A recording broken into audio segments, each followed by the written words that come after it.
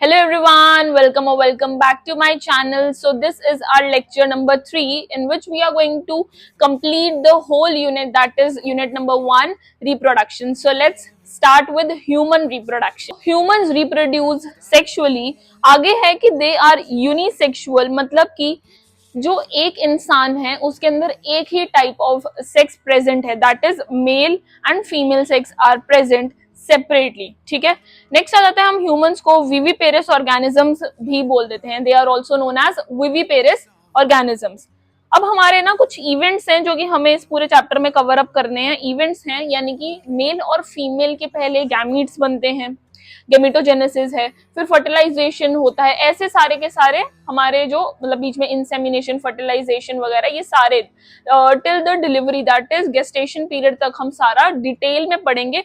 यहाँ पर एक बार थोड़ा ओवरव्यू के लिए लिखा हुआ है कि जो मेल है वो स्पर्म प्रोड्यूस करता है, ठीक है, और जो फीमेल है वो ओवम यानी कि अपना एग प्रोड्यूस करती है.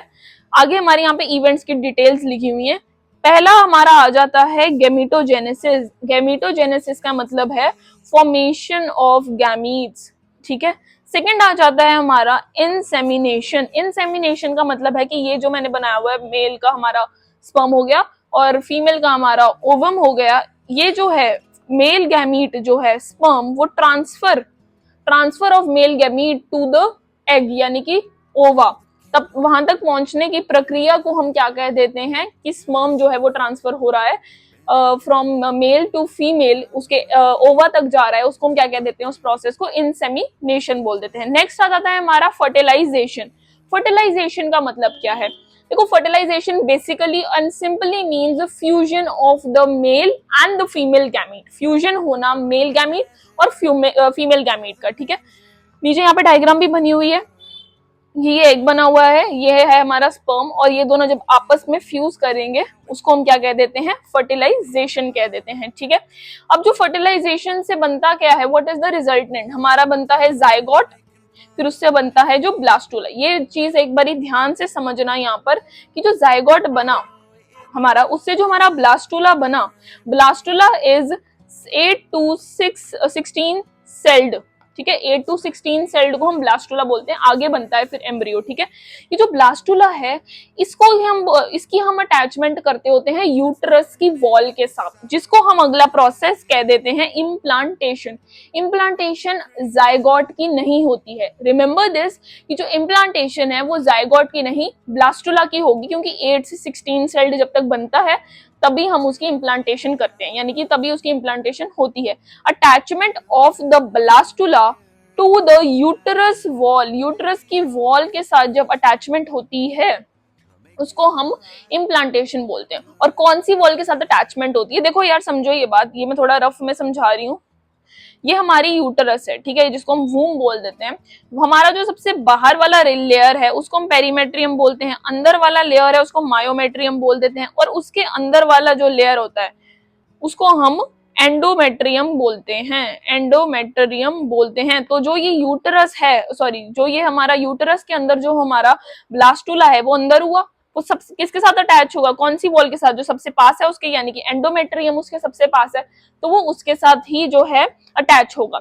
नेक्स्ट आ जाता है हमारा गेस्टेशन पीरियड. गेस्टेशन मतलब कि जो एम्ब्रियो है वो फुली डेवलप कर गया, उसके अंदर सारे लिम्स, सारे digits, hearts, main organs, genital organs, सारा कुछ डेवलप हो गया, मतलब कि वो पूरा कंप्लीटली डेवलप हो चुका है हमारा एम्ब्रियो, तो उसको हम क्या कह देते हैं, gestation period.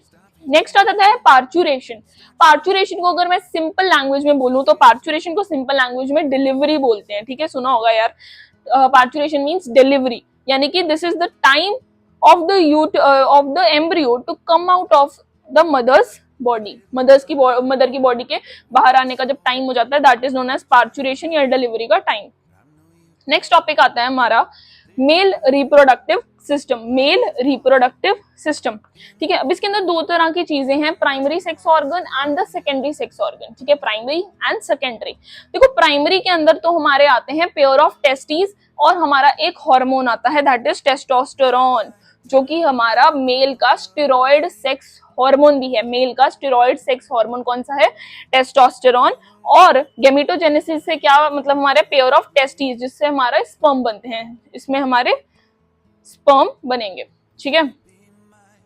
Secondary sex organ के अंदर आते हैं कुछ कुछ एक्सेसरी डक्ट्स, ग्लैंड्स और एक्सटर्नल जेनिटलिया। ये जो चीजें रहती है ना, ये कॉमन रहती है मेल और फीमेल की, क्योंकि मेल में भी एक्सटर्नल जेनिटलिया आता है और फीमेल में भी होता है, ठीक है।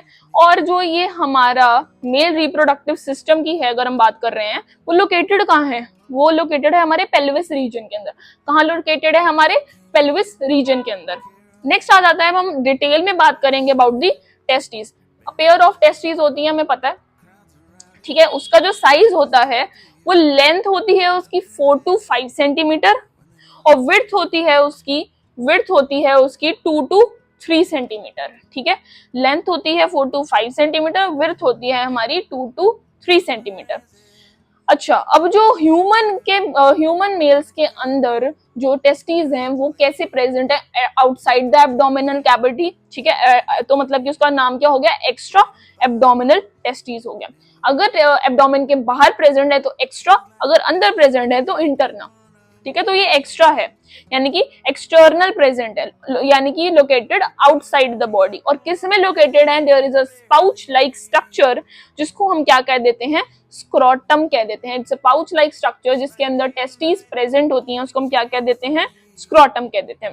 अब एक बहुत ज्यादा इंपॉर्टेंट चीज आ रही है यार, यहाँ पे थोड़ा फोकस से सुनना कि ड्यूरिंग प्रेगनेंसी के वक्त क्या होता है, जो टेस्टिस होते हैं वो बनती तो एब्डोमिनल कैविटी के अंदर ही हैं, सीधा ही थोड़ी कि एक्स्ट्रा एब्डोमिनल ही थी, बनती तो एब्डोमेन के अंदर ही है। जब द मदर इज प्रेग्नेंट, जो टेस्टिस होती हैं वो बनती तो एब्डोमेन के अंदर ही हैं, बट 7th मंथ जब होता है, 7th month of the gestation period जब चल रहा होता है, उस टाइम जो है टेस्टिस एब्डोमेन से स्क्रोटम में डिसेंड कर जाएंगी, यानी कि उस तक आ जाएंगी, ठीक है। 7th मंथ इंपॉर्टेंट है, देखो मैं यहाँ पे लिखा हुआ है कि during the 7th month of the gestation period, testes descend from the abdomen to the scrotum, abdomen से scrotum में आ जाती हैं, ठीक है।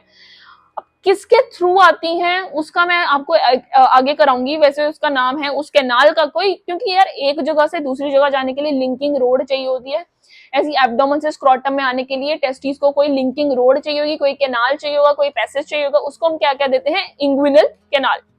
आगे वो और डिटेल में स्ट्रक्चर बना हुआ है, ठीक है। एनसीईआरटी में नहीं है वो चीज बनी हुई, बट मेरे नोट्स में है।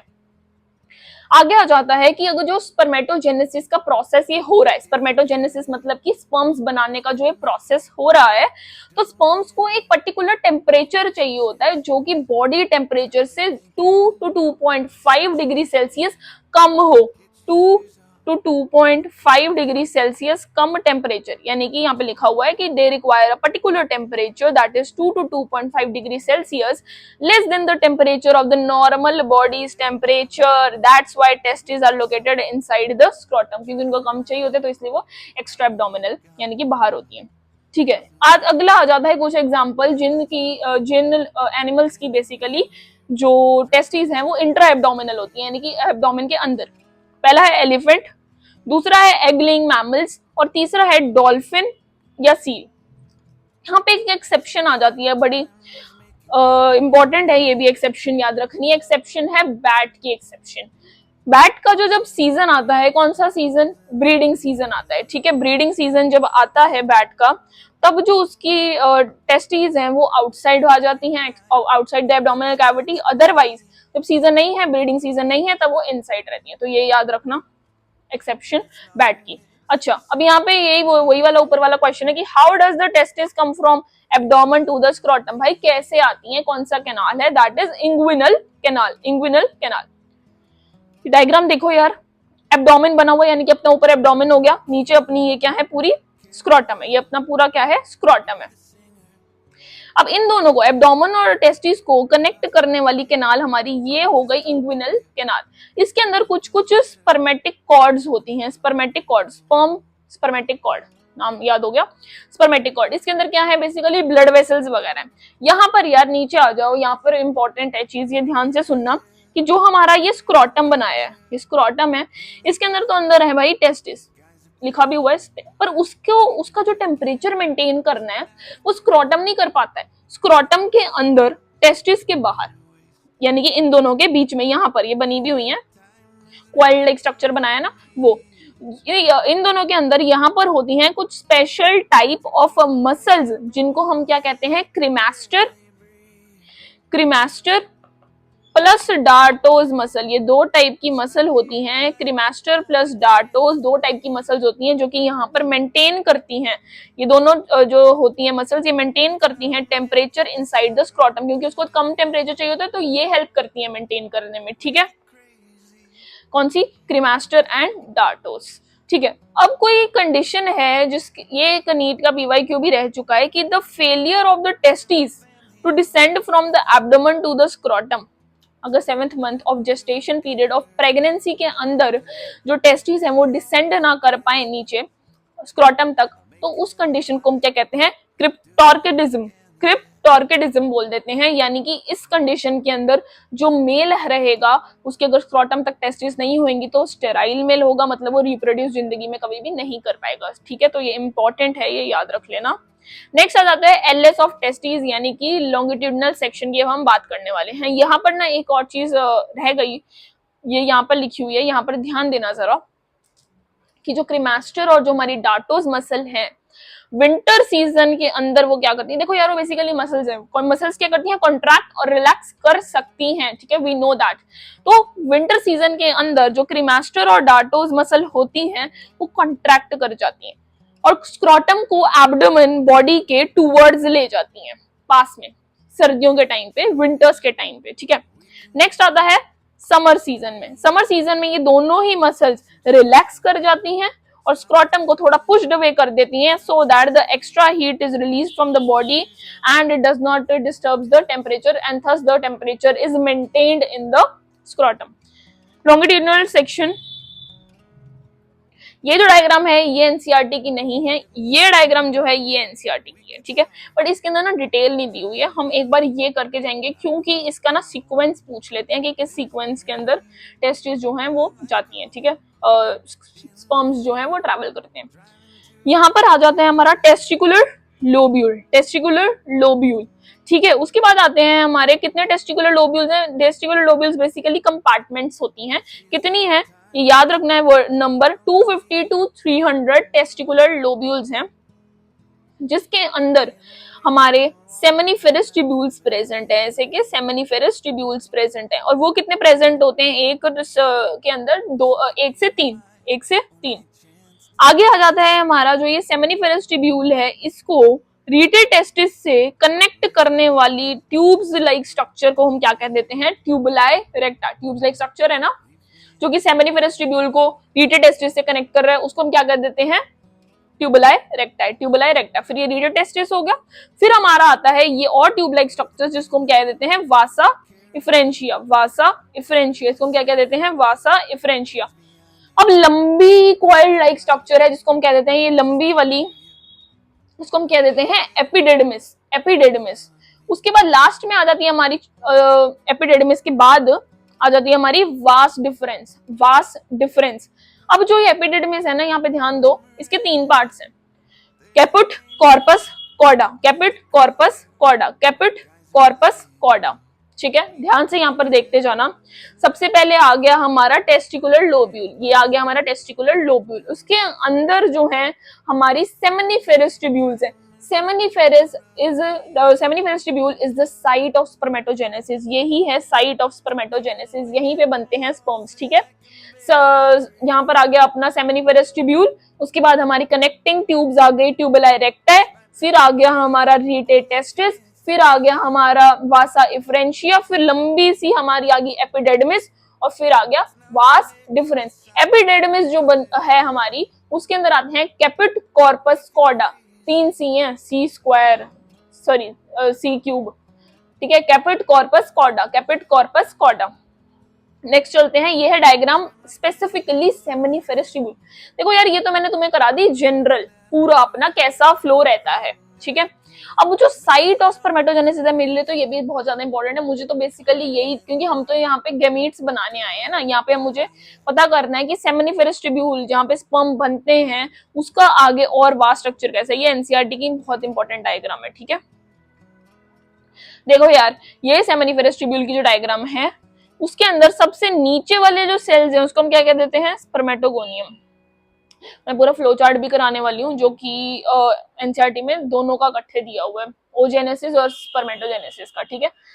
यहाँ पर आ जाता है हमारा सबसे नीचे स्पर्मेटोगोनियम, स्पर्मेटोगोनियम। उसके ऊपर आ जाते हैं हमारे प्राइमरी स्पर्मेटोसाइट, प्राइमरी स्पर्मेटोसाइट। फिर सबसे ऊपर रहते हैं हमारे सेकेंडरी स्पर्मेटोसाइट। पहले मेन मेन मोटा मोटी चीजें याद करो, spermatogonium, primary spermatocyte, secondary spermatocyte, हो गया, ठीक है। उसके बाद यहाँ पे तुम्हें थोड़े अलग शेप के सेल भी दिख रहे होंगे, कुछ ऐसे थोड़े स्पिंडल शेप हैं, इनको हम क्या कह देते हैं, स्पिंडल शेप बोला तो सर्टोली सेल, सर्टोली सेल, ठीक है। इनको क्या बोल देते हैं हम, सर्टोली सेल बोल देते हैं। नेक्स्ट आ जाता है हमारा, अगर तो जो तुम्हारा स्पर्म है वो तुम्हारे सर्टोली सेल को टच कर रहा है उसको याद कर लो स्पर्मेटिड, और जो नहीं कर रहा है उसको याद, जो पीछे ही है वो हमारे हो गए स्पर्मेटोजोआ। स्पर्मेटिड जो सर्टोली सेल को टच करता हुआ है और जो नहीं कर रहे हैं उनको हम बोल देते हैं स्पर्मेटोजोआ। अब हमारा नेक्स्ट आता है कि जो स्पर्म्स हैं वो लीव करते हैं सेमिनिफेरस ट्यूब्यूल को, जब उस प्रोसेस को क्या कहते हैं, जैसे कि जो स्पर्म्स हैं जब उन्होंने वो सेमिनिफेरस ट्यूब्यूल को छोड़ा, यानी कि वो वहां से जब निकले, उस प्रोसेस को हम स्पर्मिएशन बोलते हैं, स्पर्मिनेशन बोलते हैं, ठीक है। नेक्स्ट आ जाता है सेमिनिफेरस ट्यूब्यूल जो है उसके अंदर दो टाइप के सेल्स होते हैं। हमने यहाँ पे ऊपर ये जो डायग्राम करा ना, ये जो सारा कुछ है वो तो अंदर है सेमिनिफेरस। अब यहाँ पर देखो, ये मैंने ना 3 टाइप के सेमिनिफेरस अपने सेल्स बनाए हैं, ठीक है। सेमिनिफेरस ट्यूब्यूल बनाए जिसके अंदर 2 टाइप के सेल है। एक तो अंदर, अंदर कौन सा था, यहाँ पर ऊपर भी हमने देखा सर्टोली सेल था अंदर, हाँ जी, तो अंदर क्या है, ये हमारे सर्टोली सेल है, ठीक है। अब जो बीच में यहाँ पे जो स्पेस है, ये जो हमारी खाली स्पेस है, इसके अंदर कौन सा टाइप का सेल है, लेडिक सेल या फिर इंटरस्टिशियल सेल, लेडिक सेल या फिर इंटरस्टिशियल सेल, ठीक है। उसके बाद आ जाता है हमारा कि उसके अंदर जो है चीजें, यानी कि अपने सर्टोली सेल के साथ जो मैंने क्यूबॉइडल शेप्ड सेल्स बनाए हैं, ये क्यूबॉइडल शेप्ड सेल्स, इनको हम क्या कह देते हैं, स्पर्मेटोगोनिया, स्पर्मेटोगोनिया, जो कि क्या है, मेल जर्म सेल्स हैं, मेल जर्म सेल्स हैं। अंदर क्या हो गया, सर्टोली सेल और स्पर्मेटोगोनिया, और बाहर वाली स्पेस के अंदर क्या हो गया, जो खाली स्पेस है वहां क्या उनसे होंगे इंटरस्टिशियल सेल या लेडिक सेल, जो कि क्या प्रोड्यूस करते हैं हार्मोन, स्टेरॉइड हार्मोन, कौन सा, टेस्टोस्टेरोन, ठीक है। नेक्स्ट आता है function of this Sertoli cell. ऊपर मैंने छोटे में लिखा हुआ था, अब हम यहाँ पे क्यों प्रोवाइड करते हैं नरिशमेंट टू द स्पर्म, ठीक है। सेक्रीट करते हैं हार्मोन जिसका नाम है इनहिबिन। कौन सा हार्मोन सेक्रीट करते हैं, इनहिबिन, इनहिबिन नाम का हार्मोन सिक्रीट करते हैं, जो कि क्या करता है, एफएसएच को इनहिबिट करता है, एफएसएच को इनहिबिट करता है। नेक्स्ट आ जाता है कि रिलीज करते हैं AMF, that is anti Mullerian factor, anti Mullerian factor. देखो यार एक बात समझो ध्यान से, अब जो मेल है उसके अंदर मेल डक्ट्स ही प्रोड्यूस होनी चाहिए ना at the time of birth, male ducts यानी कि अपनी कौन सी होगी, वासा, इफ्रेंशिया, एपिडेडमिस, ये सब चीजें होंगी, स्पर्मेटो जो हमारे हैं सेमिनिफेरस ट्यूब्यूल्स, ये सब होने चाहिए। या फिर उसके अंदर ऐसी डक्ट्स प्रोड्यूस करवा दें कि यूट्रस, फैलोपियन ट्यूब, फिर वो मेल कैसा, उसके अंदर फीमेल डक्ट्स प्रोड्यूस होगी। इसीलिए जो सर्टोली सेल है ये एएमएफ रिलीज करता है, यानी कि एंटी म्यूलेरियन फैक्टर। एंटी मतलब ऑपोजिट काम करेगा, क्योंकि जो मुलेरियन है ना, मुलेरियन डक्ट्स होती हैं फीमेल डक्ट्स। मुलेरियन डक्ट्स मतलब कि जो मुलेरियन डक्ट्स होती है वो help in the formation of female ducts, so male does not require that. Male के अंदर कौन सी डक्ट्स होती हैं, वुल्फियन डक्ट्स। कौन सी डक्ट्स होती हैं, वुल्फियन डक्ट्स मेल के अंदर। तो एंटी मुलेरियन फैक्टर रिलीज करता है ताकि फीमेल डक्ट्स ना बने। नेक्स्ट आ जाता है नीट का पीवाईक्यू आ रखा है इस ये वाले बॉक्स में से कि thus the Sertoli cell releases AMF. कब रिलीज करेगा यार, कब बननी चाहिए ये डक्ट्स, ऑब्वियसली बर्थ से पहले बननी चाहिए। बर्थ के बाद क्या करेंगी, बनकर, वो तो फिर मेल के अंदर फीमेल डक्ट्स बन ही गई हैं, फिर तो वो स्टेराइल मेल हो गया। लेकिन ये बननी चाहिए before the birth of the male child, because of which the Mullerian ducts will remain inhibited। मुझे Mullerian ducts को inhibit करना है, मैं नहीं चाहती कि Mullerian ducts बने मेल के अंदर, ठीक है, ओके। और ये क्या रिलीज करते हैं, Sertoli cell ABP, that is androgen binding protein. जो एंड्रोजन क्या है, अपना मेल हार्मोन है, तो ये क्या क्यों रिलीज करता है एंड्रोजन बाइंडिंग प्रोटीन, क्योंकि यार देखो तुम्हें यहाँ पर समझो, ये वाली डायग्राम से समझो बेसिकली। यहाँ पर देखो, यहाँ पर दिख रहा होगा स्क्रीन पर कि यहाँ पर यानी कि सेमिनिफेरस ट्यूब्यूल के तो बाहर बन रहा है एंड्रोजन या फिर अपना टेस्टोस्टेरोन, बट मुझे चाहिए तो अंदर, क्योंकि स्पर्म तो यहाँ पे बन रहे हैं, स्पर्म तो यहाँ पे बन रहे हैं, ये वाले स्पर्म तो यहाँ पे बन रहे हैं, यहाँ बन रहा है हार्मोन, पर मुझे चाहिए अंदर, तो एबीपी रिलीज करेंगे, जो कि यानी कि यहाँ पे लिखा हुआ है, इंग्लिश के अंदर लिखा हुआ है, ध्यान से देखो, एंड्रोजन बन तो बाहर रहा है, in the spaces between the seminiferous tubule बन रहा है ना, पर स्पर्मेटोजेनेसिस के लिए अंदर भी तो चाहिए होगा, तो सर्टोली सेल्स कंसंट्रेट करते हैं जब एबीपी रिलीज होता है, ठीक है, सर्टोली सेल एबीपी रिलीज करते हैं, जिसकी वजह से वो कंसंट्रेट होते हैं सर्टोली सेल, और फिर अंदर चला जाता है। ये आ जाता है हमारा पाथवे, जिसमें से पीवाईक्यू पूछ सकते हैं, और ये आ भी रखा है पहले पीवाईक्यू इसमें से पाथवे पे, यानी कि सीक्वेंस पे, किस तरह से स्पर्म जाते हैं, ट्रैवल करते हैं। देखो पहले सेमिनिफेरस ट्यूब्यूल के बाद ट्यूबुला इरेक्टा, रीटे टेस्टिस, वासा डिफरेंशिया, यहाँ तक रुक जाओ। ये वासा डिफरेंशिया तक चीजें जो है वो टेस्टिकुलर सिस्टम में हो रही है, यानी कि टेस्टिस के अंदर हो रही हैं सारी चीजें। एपिडेडमिस और वास डिफरेंस वाली जो चीज है वो एक्स्ट्रा टेस्टिकुलर सिस्टम में हो रही है, यानी कि टेस्टिस के बाहर हो रही है, ठीक है, ठीक है, यहाँ पे एक्स्ट्रा टेस्टिकुलर सिस्टम, वासा डिफरेंशिया तक इंट्रावेस्टिकुलर सिस्टम, ठीक है। एपिडेडमिस जो होता है ना, वो लंबा सा स्ट्रक्चर जिसके फर्दर 3 पार्ट्स थे, कैपेट, कॉर्पस, कॉर्डा, वो जो है वो कॉइल्ड भी है, स्ट्यूडो स्ट्रेटिफाइड एपिथेलियम का भी बना है, कॉइल्ड भी है और स्ट्यूडो स्ट्रेटिफाइड एपिथेलियम का भी बना है, ठीक है। एपिडेडमिस जो होता है वो ऐसा क्यों है, कॉइल्ड भी है और स्ट्यूडो स्ट्रेटिफाइड एपिथेलियम का बना होने की वजह से वो स्पर्म को थोड़ी देर के लिए अपने पास स्टोर भी कर सकता है, उनको एनर्जी देता है, फिर वासा डिफरेंस के पास भेज देता है, ठीक है। यहाँ पे एक बहुत ही ज्यादा डिटेल में लिखी हुई मैंने डायग्राम में बनाई हुई, ये यार ध्यान से समझते जाना, एक एक चीज क्लियर हो जाएगी। बहुत बड़ा पैराग्राफ लिख रखा है एनसीईआरटी में, एक बार में पढ़ने जाओगे कुछ समझ नहीं आएगा, यहाँ से डायग्राम के साथ हम समझते हुए चलते हैं, ठीक है। देखो यार पहली चीज तो ये, ऊपर से आते हैं यूरेटर्स, ठीक है, आए हमारे यूरेटर्स आए, नीचे लगा हुआ है यूरिनरी ब्लैडर, ये मेल फीमेल में सेम चीज चल रही है, ठीक है। यहाँ पर हमारे पास मेल्स के अंदर एक चीज होती है कि ये जो यूरेथ्रा है ना, ये सेम है भाई, इसी यूरेथ्रा में से सीमन ने जाना है, इसी यूरेथ्रा में से यूरिन ने जाना है, तो इसका नाम क्या हो गया, यूरिनोजेनाइटल, यूरिनोजेनाइटल डक्ट। यूरिनोजेनाइटल मतलब कि यूरिनो मतलब कि यूरिन जा रहा है, जेनाइटल मतलब कि वहां पे से जेनाइटल फ्लूइड यानी कि अपना सीमन जा रहा है, ठीक है। यहाँ तक क्लियर हो गई है बात, ओके। यहाँ पर अपना नीचे आ जाता है पेनिस, ओके, और यहाँ पे ओपनिंग आ जाती है जिसको हम यूरिनोजेनाइटल ओपनिंग भी बोल देते हैं, सेम ही है। अगर यूरिनोजेनाइटल डक्ट है तो नीचे वाली ओपनिंग यूरिनोजेनाइटल अपनी ओपनिंग आ जाएगी, ठीक है। ये चीजें तो हो गई, इसको साइड पे रख दो। यहाँ से हमारा मेन हम सिस्टम के बारे में समझते हैं। ये रहा मेरा स्क्रोटम, ये रहा स्क्रोटम बना हुआ है, इसके बीच में है टेस्टिस। अब तुमने पढ़ा कि टेस्टिस के अंदर तक जो चीजें होती हैं वो ये वासा डिफरेंशिया तक अंदर तक हो रही है टेस्टिस के अंदर, तो टेस्टिस के बाहर क्या बन रहा है, यहाँ पर एपिडेडमिस, यहाँ पर एपिडेडमिस, क्योंकि बाकी चीजें तो अंदर हो रही हैं, बाहर दो ही चीजें दिख रही हैं, एपिडेडमिस और वास डिफरेंस, ठीक है। मुझे एपिडेडमिस बाहर दिख गई, यहाँ से मुझे दिख गया वास डिफरेंस ऊपर जाता हुआ।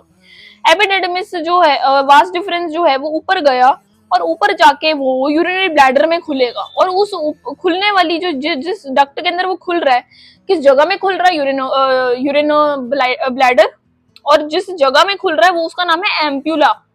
कोई भी ओपनिंग आ जाए ना जो थोड़ी ब्रॉडर हो बायो के अंदर, उसका नाम ना एम्प्यूला ही होता है यूजुअली। फैलोपियन ट्यूब की भी तो एक ओपनिंग को हम एम्प्यूला बोलते हैं, ठीक है। एम्पुला के साथ जुड़ी हुई है हमारी डक्ट, जिसको हम बोलते हैं इजैक्यूलेटरी डक्ट, इजैक्यूलेटरी डक्ट। अब यार यहाँ पर तुम्हें कॉइल्ड सा स्ट्रक्चर दिख रहा है, ऑरेंज के साथ जो बन रखा है वो दिख रहा है, ये जो है ये सेमिनिफेरस ट्यूब्यूल जैसा नहीं दिख रहा, तो हम इसका क्या नाम रख देंगे, seminal vesicle gland, seminal vesicle gland, seminal vesicle gland, ठीक है, इसका ये नाम रख देंगे, रख दिया। ये थी हमारी एम्प्यूला, ये थी हमारा इजैकुलेटरी डक्ट और ये था हमारा सेमिनल वेसिकल। इसमें से जो सेमिनल वेसिकल है वो दो होता है इन पेयर, मतलब कि वो इस साइड भी बना हुआ है, दो है पेयर के अंदर, ठीक है। यहाँ पर आ जाओ यार, जब यूरिनरी ब्लैडर से यूरेथ्रा में जो चीजें कन्वर्ट हो रही हैं, यहाँ पर लगे हुए हैं कुछ और ग्लैंड्स, ठीक है, कुछ ग्लैंड्स लगे हुए हैं, डक्ट्स खत्म हो चुकी हैं, ऊपर ही रहेगी यहाँ डक्ट्स, अब है ग्लैंड्स। ये जो पहला तुम्हें चेस्ट नट शेप्ड ग्लैंड दिख रहा है ब्लू कलर से, उसका नाम है प्रोस्टेट ग्लैंड, उसका नाम क्या है, प्रोस्टेट ग्लैंड, ठीक है। नीचे जो तुम्हें राउंड सा दिख रहा है उसको हम कहते हैं bulbourethral gland, bulbourethral gland, जिसको हम काउपर्स ग्लैंड भी बोलते हैं, which is also known as Cowper's gland. दो हो गए, prostate gland, chestnut shaped, और बल्बो यूरेथ्रल। ये जो है ना वन इन पेयर ही है, यानी कि बस ये एक ही है, पीछे से ऐसे होता है, ठीक है। बल्बो यूरेथ्रल दो है हमारी, यहाँ पे यूरेथ्रा आ गई, पेनिस आ गया, डन हो चुका है। अब जो मैंने ये सर्कल लगाए हुए हैं, ये तीन सर्कल दिख रहे हैं, एक मैंने प्रोस्टेट ग्लैंड पे लगाया है, एक मैंने बल्बो यूरेथ्रल पे लगाया, एक मैंने पेनिस और अपनी यूरिनोजेनिटल डक्ट पे लगाया हुआ है। इसका मतलब क्या है, इसका मतलब है कि यहाँ पर तीन जो यूरेथ्रा है ना वो तीन पार्ट्स में डिवाइड हो गया, एक प्रोस्टेट के ऊपर, दूसरा बल्बो यूरेथ्रल के ऊपर, तीसरा हमारा पेनिस वाले एरिया के ऊपर यूरेथ्रा। तो यूरेथ्रा को मैंने तीन पार्ट्स में भाई डिवाइड कर डाला, इंपॉर्टेंट है ये चीज। जो मैंने ये देखो कलरिंग के हिसाब से ना इसको मैंने हाईलाइट किया हुआ है कि जो मैंने प्रोस्टेट ग्लैंड के ऊपर जो पिंक कलर से गोला मारा हुआ है उस एरिया वाले यूरेथ्रा को हम क्या कह देंगे, प्रोस्टेट ग्लैंड के ऊपर है तो प्रोस्थेटिक यूरेथ्रा, मतलब प्रोस्थेटिक यूरेथ्रा के ऊपर प्रोस्टेट ग्लैंड प्रेजेंट है, नाम लर्न हो गया, ठीक है। नेक्स्ट आ जाता है हमारा बल्बो यूरेथ्रल ग्लैंड, यानी कि ब्लू कलर का गोला, उस वाली जगह के यूरेथ्रा को क्या कहेंगे हम, membranes urethra, membranes urethra. Last वाला पेनिस के ऊपर है तो हमारा क्या हो जाएगा, पीनल यूरेथ्रा, डन हो गया, ठीक है, ओके। अब ये जो मैंने सेमिनल वेसिकल ऊपर करे, प्रोस्टेट ग्लैंड करे, बल्बो यूरेथ्रल ग्लैंड करे, ये यार कुछ सेक्रीशंस करते हैं, उनके बारे में पढ़ लेते हैं। Seminal vesicle seminal fluid release करता है, 60 to 70% फ्लूइड जो है वो हमारा सेमिनल वेसिकल ही प्रोवाइड करता है, सेमिनल वेसिकल ही प्रोवाइड करता है 60 to 70% ऑफ द फ्लूइड, ठीक है। कौन क्या क्या चीजें होती है उसमें, फ्रक्टोस होता है, प्रोस्टेट ग्लैंडिंग होती है, फाइब्रिनोजन होते हैं, ठीक है। प्रोस्टेट ग्लैंड जिसको हम चेस्ट नट शेप्ड ग्लैंड भी बोलते हैं, ये क्या करते हैं, देखो यार सिंपल बात है, मैंने बोला यूरिनोजेनाइटल डक्ट, यानी कि यूरिन भी उसी डक्ट से पास कर रहा है जिससे सीमन ने पास करना है, तो फिर वो जो यूरिन होता है वो हमारा स्लाइटली एसिडिक होता है, तो वो उस डक्ट को थोड़ा सा एसिडिक कर जाएगा, एसिडिक कर जाएगा, तो उसको न्यूट्रलाइज कौन करता है उस एसिडिक को, प्रोस्टेट ग्लैंड। अल्कलाइन बनाता है फॉर न्यूट्रलाइजेशन, और से क्या सेक्रेट करता है, Ca पॉजिटिव आयंस, और ऊपर वाला फाइब्रिनोजन करता था, ये वाला फाइब्रिनोलाइसिन करेगा, ठीक है। बल्बो यूरेथ्रल ग्लैंड जिसको हम पी शेप्ड ग्लैंड भी बोलते हैं, पी शेप्ड ग्लैंड है ना, ये क्या है, ल्यूब्रिकेशन में हेल्प करता है और एल्कलाइन, ठीक है। अब जो है sperms have finally reached the penis, penis पहुंच चुके हैं, पेनिस का स्ट्रक्चर एक बार पढ़ते जाते हैं, पेनिस एंड इट्स स्ट्रक्चर। तो पेनिस है उसको हम क्या कहते हैं, मेल का कॉपुलेटरी ऑर्गन है, ठीक है, मेल का कॉपुलेटरी ऑर्गन है, it helps in the insemination of the sperm to the ova also, ठीक है। हाँ ये नीचे लिखा हुआ, it helps in the insemination, female की बॉडी में स्पर्म्स रिलीज करने का काम करते हैं, ठीक है। ये स्ट्रक्चर है, it's a bit out of NCERT, but ठीक है, एक बार बस देख लो क्या है, मैं फटाफट से बता दे रही हूँ। ये जो हमारी आउटर ये पूरा पेनिस का ही स्ट्रक्चर है, ठीक है। इसके अंदर होता है कॉर्पस कैवर्नोसा और नीचे होता है कॉर्पस स्पॉन्जियोसम, जिसके अंदर यूरेथ्रा होता है, यहाँ से यूरेथ्रा की ओपनिंग है, कॉर्पस कैवर्नोसा, कॉर्पस स्पॉन्जियोसम और बीच में यूरेथ्रा होता है। यहाँ पे जो साइड पे बात लिखी हुई है वो देख लो। ड्यूरिंग सेक्सुअल इरेक्शन, जो इरेक्शन होती है of the penis, that only leads to insemination, ठीक है, the erection of the penis leads to insemination. हाँ यहाँ से ये चीज है एनसीईआरटी के अंदर, जो टिप ऑफ द पेनिस होती है वो थोड़ी इनलार्ज्ड होती है और वो सराउंडेड होती है बाय द रिट्रैक्टाइल फोल्ड, जो कि जिसको हम क्या बोल देते हैं, फोर स्किन, ठीक है, यानी कि जो हमारी जो पेनिस की सराउंडेड वाली जो फोल्ड है बेसिकली, उसके ऊपर जो लेयर लगी हुई है उसका नाम है फोरस्किन, ठीक है। टिप ऑफ द पेनिस का क्या नाम है? Glans penis. Tip of the penis का क्या नाम है?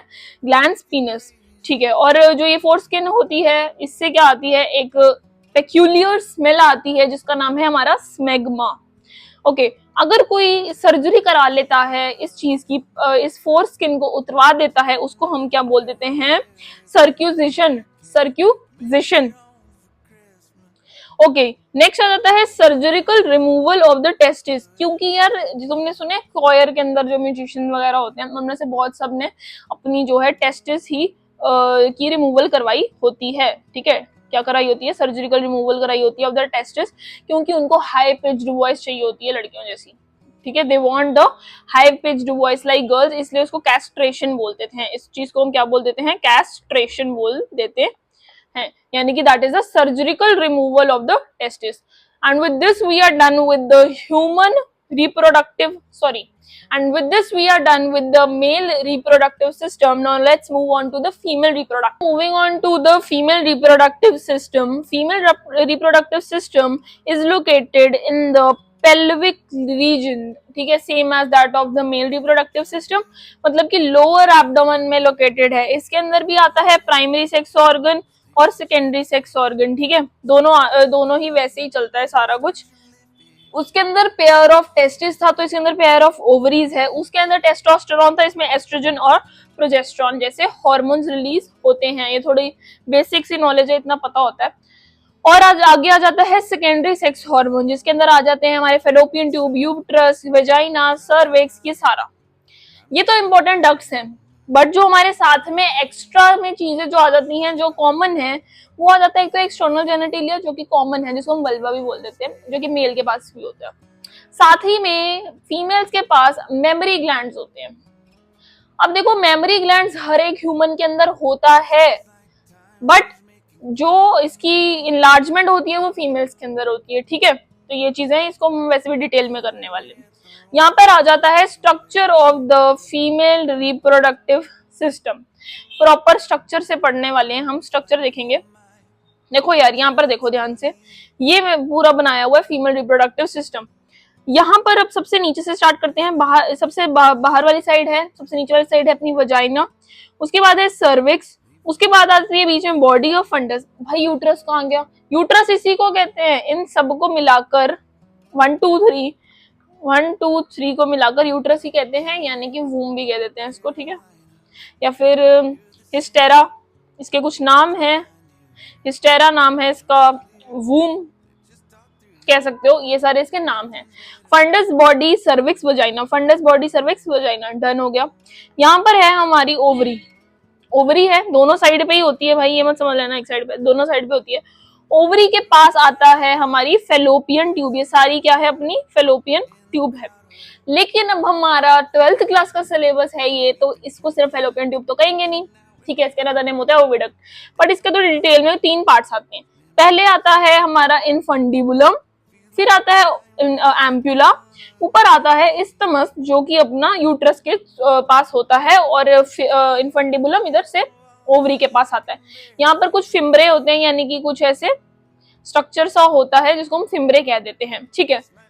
अब जो ये एम्प्यूला है, सेकंड पार्ट वाला, एम्प्यूला की कहानी सुनते जाओ यार, बड़ी जरूरी है। एम्प्यूला ही ऐसी जगह है which is the site of fertilization. Site of fertilization मतलब कि क्या?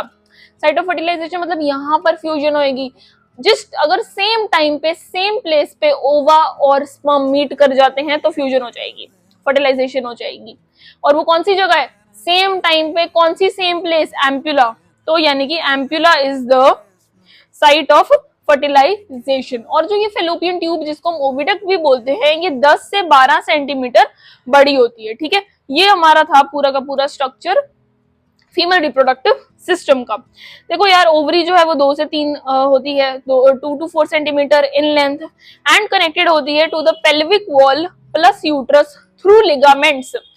अब यार ये तो हो गई चलो ओवरी की चीजें, हम नीचे ओवरी की ही शेप एंड स्ट्रक्चर की बात है। ओवरी कैसी दिखती है? आलमंड शेप्ड दिखती है, पेल्विक वॉल से कनेक्टेड होती है और यूट्रस से थ्रू लिगामेंट्स, ये वाली लिगामेंट्स, यानी कि उसमें ब्लड वेसल्स वगैरह भी आ जाती हैं। ठीक है, ओके। तो ये अपनी हो गई ओवरी का स्ट्रक्चर। ओवरी का स्ट्रक्चर समझते हुए चलना, सबसे पहले है ये आलमंड शेप्ड है, ठीक है। उसके बाद ये डबल लेयर होती है, क्योंकि हमारा बाहर वाला कौन सा होता है? जर्मिनल एपिथीलियम, ठीक है। यहाँ पर हमारे बने हुए सबसे छोटे प्राइमरी फॉलिकल, थोड़ा बड़ा सेकेंडरी फॉलिकल, ठीक है। यहाँ पे प्राइमरी फॉलिकल, ये सेकेंडरी फॉलिकल, फिर होता है हमारा टर्शरी फॉलिकल। टर्शरी फॉलिकल में एक चीज याद रखना, मैं यहाँ लिख रही हूँ कि टर्शरी फॉलिकल में एक चीज याद रखना, दैट इज कि जो टर्शरी फॉलिकल है उसके अंदर वो आ जाता है अपना, उसके बाद आ जाता है अपना ग्राफियन। उस फ्लूइड फिल्ड स्ट्रक्चर का नाम क्या आ जाता है? आ जाता है उसका नाम एंट्रम।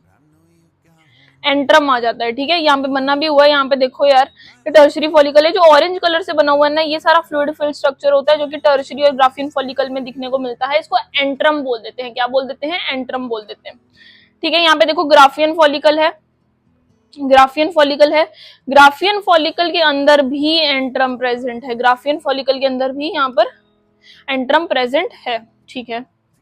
नेक्स्ट आ जाता है हमारा कि यहां से ग्राफियन फॉलिकल जब फटेगा, यानी कि वो लाइनिंग के पास आकर जब फटेगा और वो क्या बनाएगा? अपना ओवम रिलीज कर देगा, या फिर ओवम रिलीज कर देगा, जिसको हम अब क्या कह देते हैं?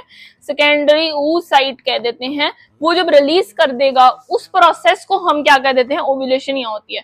जब वो बाहर निकल गया, अपना ओवम बाहर निकल गया, उसके बाद जो ये बॉडी बच जाती है, इसको हम कॉर्पस लूटियम बोल देते हैं।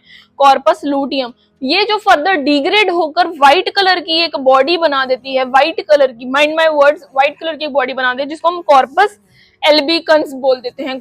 यूट्रस एंड फेलोपियन ट्यूब के बारे में थोड़ा डिटेल में बात करेंगे। यूट्रस को हम स्टेरा भी बोलते हैं या वूम भी बोलते हैं, मैंने ऊपर बताया। इसकी जो शेप होती है वो कैसी होती है? Inverted pear shaped. पता है हमें, पियर ऐसा दिखता है, उसको उल्टा कर दो तो यूट्रस ऐसा दिखता है, ठीक है। अब आ जाते हैं हम इसके कुछ लेयर्स के बारे में, जो मैंने आपको शॉर्ट में बताई थी, यहाँ पे डिटेल में लिखी हुई है कि जो बाहर वाली लेयर होती है यूटेरस की, उसको हम क्या बोलते हैं? बाहर वाली लेयर है, पर्पल से जो लिखी हुई है, it is known as perimetrium. अंदर वाली जो ग्रीन कलर की लेयर है वो थोड़ी सी थिक होती है पेरीमेट्रियम से, उसको हम बोल देते हैं मायोमेट्रियम। मोटी है तो मायोमेट्रियम, एम से मोटी, एम से मायोमेट्रियम, पी से पतली, पी से perimetrium. It's just to learn. उसके बाद यहाँ पर आ जाती है हमारी एंड्रोमेट्रियम, जो अंदर की साइड है, जिससे अपना ब्लास्टुला भी अटैच करता है, और ये काफी ग्लैंडुलर और वैस्कुलर होती है। जो साइक्लिक चेंजेस भी इसी की वजह से होते हैं, ठीक है, यानी कि मेंस्ट्रुअल साइकिल, ठीक है। यहाँ पे हो गया।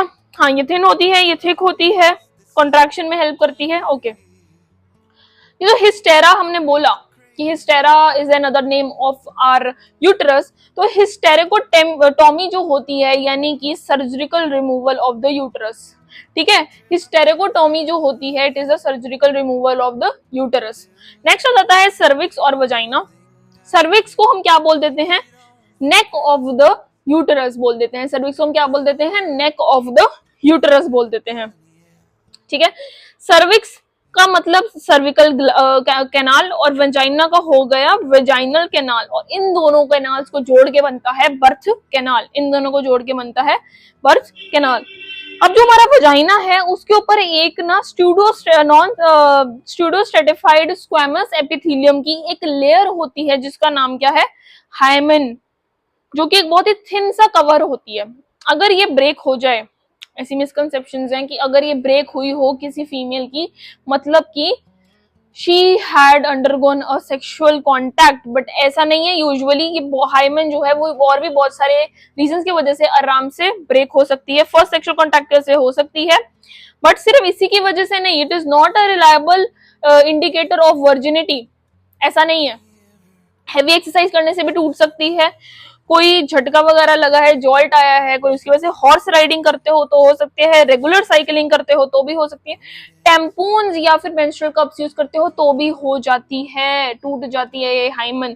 सो hymen is not a reliable indicator of virginity. आप वर्जिन हो या नहीं, उसका ये रिलायबल इंडिकेटर नहीं है, ठीक है। नेक्स्ट आ जाता है हमारे पास external genitalia. External genitalia, external genitalia की बात करेंगे। इसका अनदर नेम क्या है? वल्वा, ठीक है। इसका अनदर नेम क्या है? वल्वा। कुछ ऐसा इसका स्ट्रक्चर दिखता है, ठीक है। तो हमारा बाहर वाली साइड आ जाता है लेबिया मेजोरा, अंदर वाली साइड आ जाता है लेबिया माइनोरा, ऊपर वाली साइड आ जाते हैं कुछ हेयर्स जो प्रेजेंट होते हैं फैटी टिश्यू, यानी कि मॉन्स प्यूबिस, यहाँ पे ना मॉन्स प्यूबिस है जिसके ऊपर ऐसे प्यूबिक हेयर प्रेजेंट है जो कि प्रोटेक्टिव इन नेचर होते हैं, ठीक है, जो कि प्रोटेक्टिव इन नेचर होते हैं। यहाँ पे प्रेजेंट है हमारा क्लाइटोरिस, और यहाँ पर जो दो डॉट्स लगी हुई हैं, एक का मतलब है यूरेथ्रल ओपनिंग, एक का मतलब है वेजाइनल ओपनिंग, ठीक है। बाकी थोड़ा आउट ऑफ एनसीईआरटी है और साथ के साथ it is not a part of CUET syllabus. Next आ जाता है हमारा मेमोरी ग्लैंड्स। मेमोरी ग्लैंड्स जो हैं वो प्रेजेंट होते हैं हमारे थोरैसिक प्रोमिनेंस के अंदर प्रेजेंट होते हैं, and they are a characteristic feature of a mammals. Characteristic feature है मैमल्स का, और ये फंक्शनल किसमें है, सिर्फ मैंने कहा ना मेमोरी ग्लैंड्स प्रेजेंट होते हैं मेल में भी, पर फंक्शनल नहीं होते हैं, they are only functional in female. Female में ही फंक्शनल होते हैं। देखो यार दिखते कैसे हैं, यहाँ पे इसका स्ट्रक्चर प्रॉपर दिया हुआ है कि यहाँ पर देखो बाहर वाली साइड जो है अपनी लेयर होती है, यहाँ पर आगे आ जाता है एरोला, ठीक है, एरियोला प्रेजेंट है और आगे प्रेजेंट है निपल, ठीक है। डार्कनिंग ऑफ द निपल कौन रिस्पॉन्सिबल है, एरियोला, ठीक है। यहाँ पर बीच में प्रेजेंट होता है फैट, यहाँ पे सारा का सारा फैट प्रेजेंट है, और यहाँ पर हमारे आते हैं मेमोरी लोब्स आते हैं, बड़े बड़े मेमोरी लोब्स आते हैं, ठीक है। मेमोरी लोब्स कितने होते हैं, 15 to 20। इसके अंदर प्रेजेंट है कुछ एल्वियोलाई, एल्वियोला के आगे प्रेजेंट है मेमोरी डक्ट, मेमोरी डक्ट के आगे ये मैंने आपको बताया ना ऐसा स्ट्रक्चर आ जाए एम्प्यूला, ये जो स्ट्रक्चर है इसका नाम क्या है, एम्प्यूला। और सबसे आगे क्या होती है, लेक्टिफेरस डक्ट होती है। इसका फॉर्मेशन बहुत इंपॉर्टेंट है, इसका सीक्वेंस बहुत ज्यादा इंपॉर्टेंट है। अब देखो यार किस बेस पे जो ब्रेस्ट का जो साइज है वो बिग या स्मॉल होता है, on the deposition of fat, कितना फैट डिपॉजिट है उसके अकॉर्डिंग होता है। एक मेमोरी ग्लैंड से एक ही लेक्टिफेरस डक्ट निकलती है, तो 15 लेक्टिफेरस 15 मेमोरी ग्लैंड से 15 लेक्टिफेरस डक्ट निकलेंगे, ठीक है। ओके ये यार ये सीक्वेंस लर्न करना है कि मेमोरी लोब, फिर एल्वियोलाई, फिर मेमोरी टेब्यूल, फिर मेमोरी डक्ट, फिर एम्प्यूला, फिर लेक्टिफेरस डक्ट, फिर निपल या एरोला, ठीक है। यहाँ पर देखो मिल्क की फॉर्मेशन कौन करता है, प्रोलैक्टिन इजेक्शन, यहाँ पे साइड में लिख के बताती हूँ, आई थिंक ये थोड़ा ब्लर आ रहा होगा, पेज ऐड कर लेते हैं, ठीक है। ये सीक्वेंस याद रखना है यार तुम्हें, यहां पर मैं लिख रही हूं कि ये देखो यहां पर ध्यान से देखो कि फॉर्मेशन जो है एक सेकेंड यार, कि फॉर्मेशन ऑफ मिल्क कौन करता है, प्रोलैक्टिन, ठीक है, और इजेक्शन ऑफ मिल्क कौन करता है, ऑक्सीटोसिन। ये चीज याद रखनी है, ठीक है। उसके बाद कहते हैं ऑक्सीटोसिन रिलीज तो हाइपोथैलेमस करता है, सॉरी रिलीज होता है हाइपोथैलेमस द्वारा, सेक्रीट कौन कर देता है, पोस्टीरियर पिट्यूटरी। अब आ जाते हैं हम गेमेटोजेनेसिस पे। भाई फाइनली अब हमारा टाइम आ गया है उस प्रोसेस को जानने का जो बहुत इंपॉर्टेंट है, जिसमें से सवाल आना ही आना है। पहला आ जाता है स्पर्मेटोजेनेसिस। स्पर्मेटोजेनेसिस मतलब कि स्पर्म्स की फॉर्मेशन। तो सबसे पहले जो है हमने लिया स्पर्मेटोगोनिया, स्पर्मेटोगोनिया से स्पर्मेटोजेनेसिस स्टार्ट होता है, वो फर्दर डिवाइड करता है टू में through the process of mitosis. पहले माइटोसिस होता है, फिर मियोसिस 1 होता है और फिर मियोसिस 2 होता है। तो हमने सेल साइकिल वाला चैप्टर तो पढ़ा होगा। ये 2 में डिवाइड करता है, उसके बाद एक जो है वो फर्दर डिवाइड करता है 2 में, पर एक है डिफरेंशिएट कर जाता है और बना देता है प्राइमरी स्पर्मेटोसाइट। फिर आगे होती है मियोसिस 1, ये प्राइमरी स्पर्मेटोसाइट सेकेंडरी स्पर्मेटोसाइट में डिवाइड कर जाता है। और फिर होती है मियोसिस 2, जिसके अंदर 2 सेकेंडरी स्पर्मेटोसाइट 4 स्पर्मेटिड्स में डिवाइड कर जाते हैं, और ये स्पर्मेटिड्स फर्दर 4 स्पर्मेटोजोआ में डिवाइड कर जाते हैं, ठीक है। प्राइमरी स्पर्मेटोसाइट तक ही है इनकी 2n, सेकेंडरी स्पर्मेटोसाइट से n चलता जाता है, ठीक है। ये हो गया हमारा स्पर्मेटोजेनेसिस का। How many sperms are formed from one यानी कि प्राइमरी स्पर्मेटोसाइट से कितने बनते हैं? 4 स्पर्म्स। पर 2 से कितने बन रहे हैं? 2। कौन कह रहा है 4 भाई? कैसे 4 है? देखो 1 से 4 बने, ठीक है, बट 2 से देखो यार, 1 मिनट रुको, इसको हटने दो। 2 से तो देखो 2 बने ना, सिर्फ 2 से तो सिर्फ 2 ही बने। 1 से 4 पर 2 से 2 बने, तो ये वाली चीजें इंपॉर्टेंट है। अब देखो यार, यहाँ पे क्वेश्चन सा टाइप है, कुछ एक ऐसा आ भी सकता है, ठीक है। For the formation of the 100 sperms how many secondary and primary? अगर 100 बन रहे हैं, 1 से कितने बन रहे थे? 1 से कितने बन रहे थे? 4। 100 से कितने बनेंगे? 25 बनेंगे। सेकेंडरी 1 से कितने बन रहे थे? 2। 100 से कितने बनेंगे? 50, ठीक है। अगला आ जाता है सीमन। सीमन मतलब कि अपना स्पर्म, उसके अंदर स्पर्म है।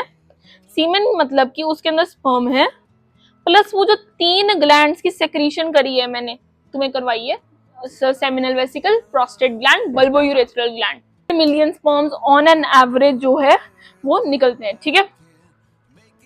If male is having sperm count less than 20 million per ml, उस मेल को क्या प्रॉब्लम है? ओलिगोस्पर्मिया की प्रॉब्लम है, और वो मेल जो है वो स्टेराइल मेल या इनफर्टिलिटी से गुजर रहा होगा, उसको इनफर्टिलिटी होगी, ठीक है। यहाँ पर आ जाता है हमारा important diagram of sperm. Sperm जो है उसका जो टॉप आता है वो होता है एक्रोजोम, उसमें क्या होता है? मॉडिफाइड गोल्जी एक्रोजोम होता है। ये है हमारा हेड पार्ट, जिसके अंदर 23 पेयर ऑफ क्रोमोसोम्स हैं, ठीक है, 23 पेयर ऑफ क्रोमोसोम्स। ये आ जाती है नेक, और ये आ जाता है main middle part. Middle part आ जाता है जिसके अंदर क्या होते हैं? Mitochondria, power house of the cell present है। नीचे आ जाती है टेल, जो बेसिकली सिंपली अपनी मोटिलिटी में हेल्प करती है। जो माइटोकॉन्ड्रिया है स्पाइरली अरेंज्ड है, which provides energy to the tail. Hormonal control of male reproductive system, hormonal control पढ़ेंगे अब हम। तो जो हाइपोथैलेमस है वो क्या करता है? जीएनएचआर जो है उसके एंटीरियर पिट्यूटरी, जीएनएचआर हार्मोन रिलीज करता है एंटीरियर पिट्यूटरी को, और एंटीरियर पिट्यूटरी क्या रेगुलेट करती है? एलएच और एफएसएच की फंक्शनिंग को रेगुलेट करती है। एलएच जो है वो किस पे एक्ट करता है? L for LH that is luteinizing hormone, वो किस पर? एल से एलएच, एल से लेडिक्स पर एक्ट करता है, लेडिक सेल्स पर एक्ट करता है। FSH that is follicular stimulating hormone, वो किस पर एक्ट करता है? सर्टोली सेल पर एक्ट करता है। जो लेडिक सेल है वो हमने पहले भी पढ़ लिया था, टेस्टोस्टेरोन रिलीज करते हैं, और जो सर्टोली सेल है वो स्पर्मेटोजेनेसिस की प्रोसेस को रेगुलेट करते हैं। नेक्स्ट आ जाते हैं अब हम फॉलिक्यूलोजेनेसिस पे। फॉलिक्यूलोजेनेसिस इज नॉट oogenesis, ये अलग चीज है। इसके अंदर हम बात करेंगे कि फॉलिक्यूल्स वगैरह कैसे बनते हैं, है ना। जैसे जो हमारा प्राइमरी फॉलिकल बनता है उसके अंदर कहते हैं कि प्राइमरी oocyte होती है और ये ग्रैनुलोसा सेल्स होते हैं। लेकिन जो सेकेंडरी oocyte होती है उसके अंदर, जो सेकेंडरी oocyte होती है उसके अंदर हमारा प्राइमरी oocyte तो होगी, साथ में ग्रैनुलोसा सेल्स भी होंगे। एक्स्ट्रा क्या होता है सेकेंडरी के अंदर? थीका सेल्स होंगे, ठीक है, थीका सेल्स होंगे सेकेंडरी oocyte के अंदर। पर जो टर्शियरी फॉलिकल है, जो हमारा टर्शियरी फॉलिकल है, मैंने ऊपर भी बताया कि उसके अंदर एक्स्ट्रा क्या होता है? एंट्रम होता है, एंट्रम होता है। बाकी सब वही होगा, अंदर वाली साइड हो जाएगा हमारा प्राइमरी की जगह सेकेंडरी oocyte, और एक हो जाएगा चेंज हमारा, बीच में एंट्रम आ जाएगा। बाकी ग्रैनुलोसा सेल्स वही, ठीका सेल्स वैसे ही। टर्शियरी फॉलिकल के अंदर जो एक फ्लूइड फिल्ड कैविटी आ जाती है, तब जो है अंदर वाली साइड भी सेकेंडरी oocyte बन जाता है, ठीक है। नेक्स्ट आ जाता है फर्दर मोर, तो टर्शियरी फॉलिकल अपना साइज जब बड़ा करता रहता है फिर वो क्या बना देता है उसके बाद? Mature Graafian follicle. जिसमें मैंने आपको बोला भी कि ये oogenesis नहीं है, ये फॉलिक्यूलोजेनेसिस है, ठीक है। अब आ जाती है हमारी oogenesis। oogenesis स्टार्ट तो फीमेल के अंदर ना एम्ब्रियोनिक स्टेज पे हो जाती है, फीटल स्टेज पर ही ये है स्टार्ट हो जाती है, एम्ब्रियोनिक स्टेज पे स्टार्ट हो जाती है। बट ये चाइल्डहुड के टाइम पर क्या हो जाती है? बंद हो जाती है, एक तरह से सस्पेंड हो जाती है, फिर प्यूबर्टी से फिर से स्टार्ट होती है। देखो ओगोनिया है, पहले माइटोसिस होगी, फिर हमारे 2 बनेंगे, हमारे सेल्स बनेंगे, जिस पहला हमारा प्राइमरी oocyte बनेगा। फिर यहाँ पर चाइल्डहुड में कुछ भी नहीं हुआ, चाइल्डहुड के टाइम पे कुछ भी नहीं हुआ, मियोसिस 1 हुई, और वो सस्पेंड हो गया प्रोफेज 1 के पे सस्पेंड हो गया, और चाइल्डहुड का जो पीरियड रहता है वहां पे कुछ भी नहीं हुआ। प्यूबर्टी में फिर से स्टार्ट हुआ और इसने बना दी फर्स्ट पोलर बॉडी और साथ में सेकेंडरी oocyte। मियोसिस 2 होती है और वो सस्पेंड हो जाता है मेटाफेज 2 पे। तब तक सस्पेंड होता है जब तक कोई भी स्पर्म आकर उसके साथ ओवा के साथ अपना फ्यूज ना कर जाए, और अगर स्पर्म आता है ये डिवाइड कर जाता है फर्दर सेकेंड पोलर बॉडी और ओवम बना लेता है। oogenesis को ना अनइक्वल डिवीजन भी कहते हैं, कि एक अनइक्वल डिवीजन का प्रोसेस है। मतलब कि क्या इसके अंदर पोलर बॉडी बनती है और oocyte बनती है, बल्कि मेल के अंदर तो इक्वल बनता ही रहता है आगे, ठीक है, आगे बनता ही रहता है, फिर आगे और बनता रहेगा, बट इसके अंदर एक तो पोलर बॉडी बन जाती है। मतलब उसके एक प्राइमरी स्पर्मेटोसाइट से 4 तो अपने निकल गए ना स्पर्म, इसके एक में से एक ही ओवा निकलेगा, ठीक है। यहाँ पर आ जाते हैं oogenesis का, कि बिफोर बर्थ 6 लाख थे, कितने फॉलिक्यूल का नंबर लिखा हुआ है, ठीक है, फॉलिक्यूल का नंबर लिखा हुआ है। बिफोर बर्थ 6 लाख फॉलिकल्स थे, 1 लाख 1.5 लाख हो गए आफ्टर बर्थ। प्यूबर्टी के टाइम तक ये 60K to 80K ही रह गया, ठीक है। मेंस्ट्रुएशन करते हैं, menstruation is basically periods. Menarche होता है जब फर्स्ट टाइम मेंसेस आते हैं, और मेनोपॉज होता है जब मेंस्ट्रुएशन खत्म हो जाती है, मतलब कि menstruation over in the age of 45 to 55 years. और ये जो मेनार्क टू मेनोपॉज रहता है ना, ये फीमेल का रिप्रोडक्टिव फेज रहता है फीमेल का, ठीक है। ये जो डायग्राम है इस पे बाद में आएंगे, पहले हम करते हैं मेंस्ट्रुअल साइकिल। मेंस्ट्रुअल साइकिल मतलब कि जो हर मंथ मेंसेस आते हैं उसका मतलब होता है मेंस्ट्रुअल साइकिल, और ये स्टार्ट करता है मेनार्क से टिल द मेनोपॉज, जब तक मेंसेस हट नहीं जाते। पीरियोडिक शेडिंग होती है, पीरियोडिक मंथ में शेडिंग होती है 4 to 5 days of this endometrium lining followed by its proliferation. मतलब कि जो हम होते हैं ना, हमारे अंदर जो है, हम हैं प्राइमेट मैमल्स हैं, तो हमारे अंदर मेंस्ट्रुअल साइकिल चलेगा, ह्यूमंस में भी, ठीक है, मंकीज और एप्स में। बाकी सारे एस्ट्रस साइकिल शो करते हैं, सारे जो हमारे एनिमल्स वगैरह भी हैं बाकी, वो क्या शो करते हैं, एस्ट्रस साइकिल शो करते हैं। मंथ के अंदर 28 डेज होते हैं, जिसके अंदर से 4 to 5 डेज मेंसेस आता है, बाकी दिन क्या चलते हैं, कुछ कुछ यूट्रस और ओवरी के अंदर चेंजेस चलते हैं, उनके बारे में डिटेल में अब हम बात करेंगे। ओवरी के अंदर क्या चेंजेस चलेंगे, प्राइमरी, सेकेंडरी, हमें पता है, टर्शरी, ओव्यूलेशन होगी जिसमें अपना सेकेंडरी oocyte निकलता है, कॉर्पस लूटियम, फिर व्हाइट बॉडी बन जाती है, white colour body, corpus albicans, ये सारा मुझे पता है। यूट्रस का थोड़ा नया है, यूट्रस का हम ध्यान से समझेंगे। देखो यार, यूट्रस के अंदर चेंजेस क्या होंगे, 3 फेज आते हैं, menstrual phase, proliferatory phase, secretory phase, जिसको हम ल्यूटियल फेज भी बोल देते हैं।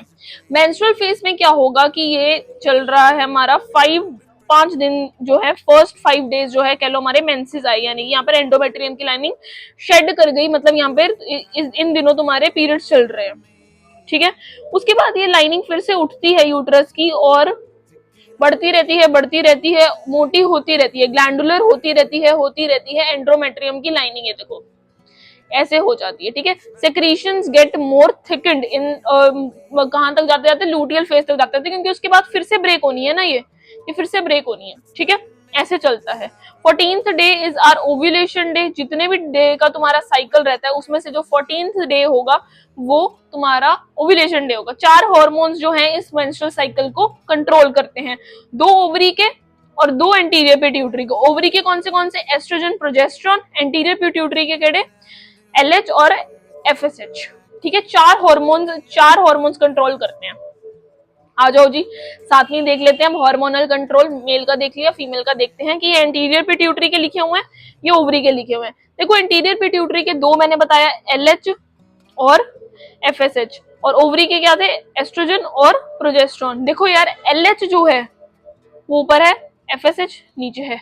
LH की सर्ज और FSH की सर्ज कब आई है, 14th डे पे, ओव्यूलेटरी डे पे आई है, ओव्यूलेशन वाले फेज में आई है, ठीक है। अब यहाँ पे एस्ट्रोजन की 2 बार पीक आती आ सकता है, विच इज दैट हार्मोन जिसकी 2 टाइम पीक आती है, एस्ट्रोजन की 2 बार पीक आती है। पॉजिटिव फीडबैक भेजता है इस फेज के अंदर पॉलिफरेटरी, लूटियल फेज के अंदर नेगेटिव फीडबैक भेजता है, ठीक है। प्रोजेस्टेरॉन की तो एक ही बार पीक आती है लूटियल फेज के अंदर। क्यों आती है, क्योंकि जब सेक्रीशंस ग्लैंडुलर हो जाते हैं ना, या कह लो वैस्कुलराइज्ड हो जाते हैं एंडोमेट्रियम की जो सेक्रीशंस हैं, प्रोजेस्टेरॉन का लेवल पीक पे चला जाता है, उसको ऐसा होता है कि अब जो है वो स्पर्म आएगा, फर्टिलाइजेशन होगी।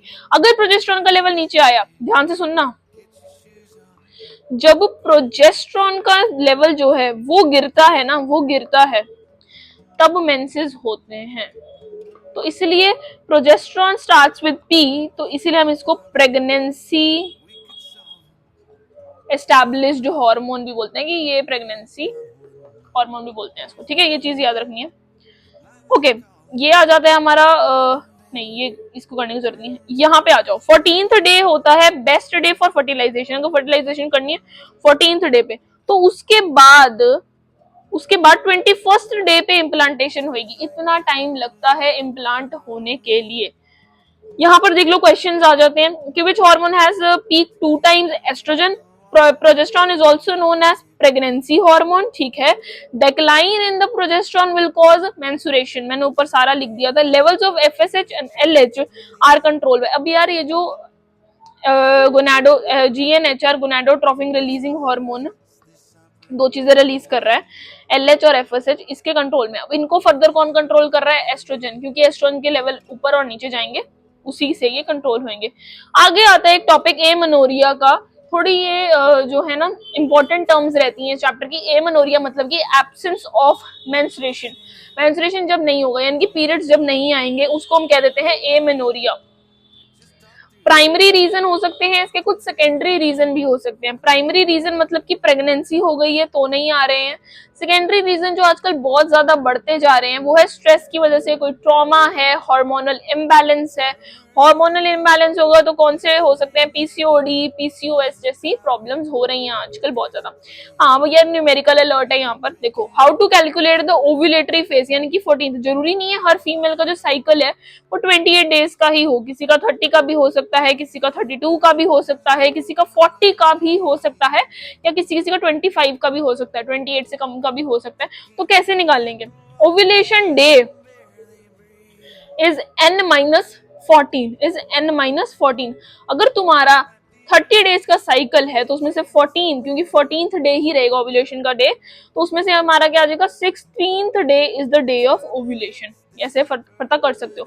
फर्टिलाइजेशन इंपॉर्टेंट टॉपिक है। अगेन, फर्टिलाइजेशन का मतलब है fusion of the male and female gametes. अब यार कंडीशन आती है कि फर्टिलाइजेशन होगी तो होगी कैसे? फर्टिलाइजेशन कैसे होगी? फर्टिलाइजेशन होगी when the sperm and the ओवा, यानी कि अपनी secondary oocyte, they will be at the same time at the same place, जो मैंने बताया same time and the same place, मतलब कौन सी प्लेस होगी? एम्पुला। एम्पुला के टाइम पर, यानी कि सेम टाइम सेम प्लेस पे एम्पुला के अंदर ये मिलेंगे, तभी फर्टिलाइजेशन के चांसेस हैं, नहीं तो नहीं है। ठीक है, नेक्स्ट यहाँ पे डायग्राम आ जाती है, ये एनसीईआरटी की डायग्राम है। यहाँ पर है हमारा ओवम, इसके बाहर ना बहुत सारी लेयर्स हैं। ये जो डायग्राम है ना, ये ऊपर बनाई हुई थी, अब वहां पे चलते हैं, वो ज्यादा अच्छी तरह से एक्सप्लेन्ड है। हाँ, तो ये वाली वो डायग्राम है, ध्यान से देखना। देखो यार, ये हमारा जो ओवम है उसके बाहर, उसके अंदर है माइटोकॉन्ड्रिया है, यहाँ पे पॉलीस्पर्मी कॉर्टिकल सेल्स प्रेजेंट है। हाँ, यहाँ पर जो लेयर्स है ना, ये है plasma membrane of secondary oocyte, अंदर वाली है plasma membrane of secondary oocyte। जो बाहर वाली है, जो हमारी बाहर वाली है, उसको हम कह देते हैं जोना पेलुसिडा, जोना पेलुसिडा। बीच में जो फ्लूइड प्रेजेंट है, रेड कलर का जो फ्लूइड प्रेजेंट है, इसको हम बोल देते हैं पेरिविटलाइन स्पेस। अब जो कॉर्टिकल सेल्स है ना, ये प्रिवेंट क्या करते हैं? प्रिवेंट करते हैं पॉलीस्पर्मी, कि बहुत सारे स्पर्म्स जो है वो अंदर ना आ जाए फ्यूज करने के लिए हमारे ओवम के साथ। ठीक है, तो ये हो गई इसकी डायग्राम की बात। यहाँ पे एक और इम्पोर्टेंट चीज है, नॉर्मल फर्टिलिटी के लिए, कि फर्टिलाइजेशन हो जाए उसके लिए कंडीशन क्या रहती है कि 60% स्पर्म्स जो होने चाहिए नॉर्मल शेप एंड साइज के होने चाहिए, और उन 60% में से 40% विग्रसली मोटाइल भी होने चाहिए। ठीक है, 60% नॉर्मल शेप एंड साइज, उसमें से 40% मोटिलिटी शो करने चाहिए। फर्टिलाइजेशन तो चलो हमने देख ली कि कैसे होएगी, एम्पुला का प्लेस होगा और कैसे होगी, ऐसे स्पर्म्स आएंगे, कॉर्टिकल सेल्स हैं, अपनी पेरिविटलाइन स्पेस है, उन सबको पास आउट कर कर आएगा हमारा स्पर्म। स्पर्म के ऊपर जो प्रेजेंट होता है एक्रोसोम, उसके थ्रू वो अंदर आता है, ठीक है। नेक्स्ट हम बात कर लेंगे अब इम्प्लांटेशन की। Implantation 5 to 7 days after the pregnancy होता है। अब उसके अंदर होता क्या है, बेसिकली डिप्लॉइडी हम रिस्टोर कर लेंगे। कैसे? हमारा जो जाइगोट है वो बना, उसके बाद ब्लास्टोमेयर बनता है। ब्लास्टोमेयर कितना होता है, अराउंड अपना वही 8 to 16 सेल्ड, यानी कि अपना मोरूला स्टेज ही हो जाती है, मोरूला बनता है। मोरूला के बाद हमारा ये एम्ब्रियो बनता है, जिसके अंदर हमारी ट्रोपोब्लास्ट होती है, एम्ब्रियोनिक डिस्क होती है, इनर सेल मास है, ये सब कुछ है, ठीक है यार। ये केस करना है हमें यहाँ पर कि अगर ये जोना पेलुसिडा की लेयर बीच में से टूट जाए, इसकी जोना हैचिंग हो जाए, जोना हैचिंग हो जाए, तो क्या होगा? तो क्या होगा? मोनोजाइगोटिक ट्विंस ऐसे बनते हैं। मोनोजाइगोटिक ट्विंस यानी कि दो ब्लास्टुला बन जाएंगे, दो ब्लास्टुला बनेंगे तो दो मेरुला बनेंगे, दो मेरुला बनेंगे तो दो एम्ब्रियो बनेंगे, दो एम्ब्रियो बनेंगे, दो फीटस, दो बच्चे, यानी कि मोनोजाइगोटिक ट्विंस, ये केस रहता है, ठीक है। इम्प्लांटेशन ऑफ ब्लास्टुला कब होता है? Implantation after 6 to 7 days of the fertilization. तो जो फर्टिलाइजेशन के बाद जो इम्प्लांटेशन होती है ना, और जब वो इम्प्लांटेशन हो जाती है, तब हम कह सकते हैं that the female is pregnant, ठीक है, तब हम कह सकते हैं। अच्छा, प्रेग्नेंट होने के बाद जो हम HCG देते हैं, यूरिन और ब्लड टेस्ट वगैरह कराए जाते हैं, और प्रेगनेंसी टेस्ट को हम क्या कहते देते हैं?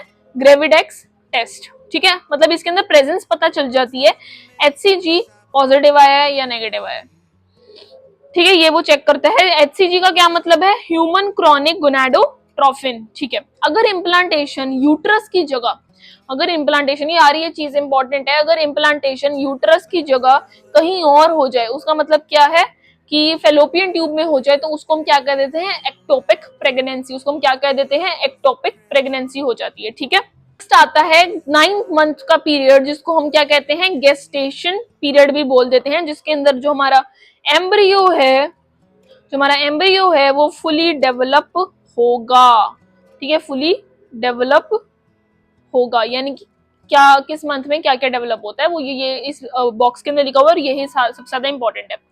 देखो 9th मंथ के अंदर हमने 9 मंथ्स का पूरा पीरियड होता है, पता है कि प्रेगनेंसी 9 मंथ्स की होती है, उसके अंदर फर्स्ट मंथ के अंदर ही हमारा हार्ट बन जाता है, सेकेंड मंथ के अंदर हमारे लिम्स बन जाते हैं, थर्ड मंथ के अंदर मेजर ऑर्गन्स बन जाते हैं। तो पहले 3 महीने यानी कि 3 मंथ्स काफी ज्यादा इंपॉर्टेंट टाइम रहते हैं, और इसी के अंदर फीमेल्स को बहुत ज्यादा नोजिया और वॉमिटिंग वगैरह होती है।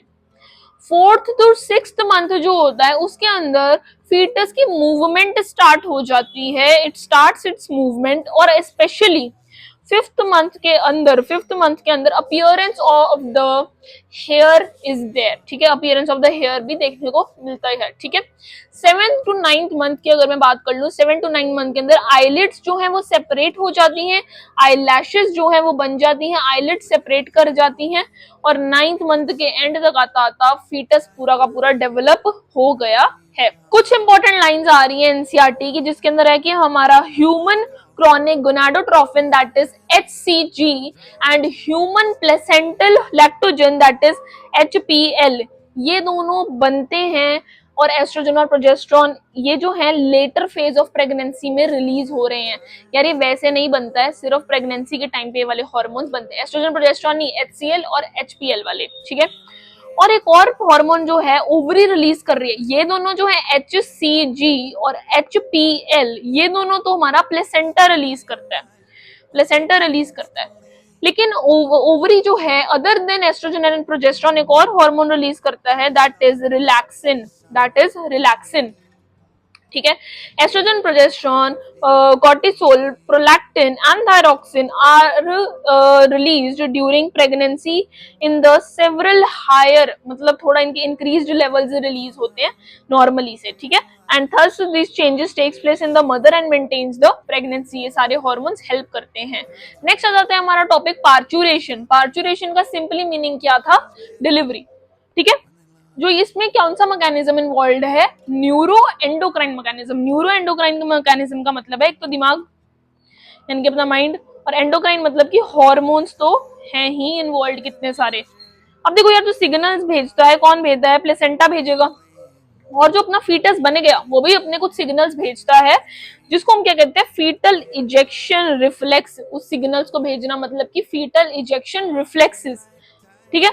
मैटरनल पिट्यूटरी जो है वो एक्टिवेट हो जाती है, मैटरनल यानी कि मम्मी की जो पिट्यूटरी है वो हमारी एक्टिवेट हो जाती है, उससे ऑक्सीटोसिन रिलीज करता है, पॉजिटिव फीडबैक जाता है, तो यूट्रस कॉन्ट्रैक्ट करता है, मोर ऑक्सीटोसिन रिलीज करते हैं, पॉजिटिव फीडबैक, पिट्यूटरी को पॉजिटिव फीडबैक जाई जा रहा है कि और रिलीज कर और रिलीज कर, तो और ज्यादा यूट्रस कॉन्ट्रैक्ट करता है, फिर सर्विक्स डायलेट हो जाता है and the fetus is finally expelled out of the mother's body.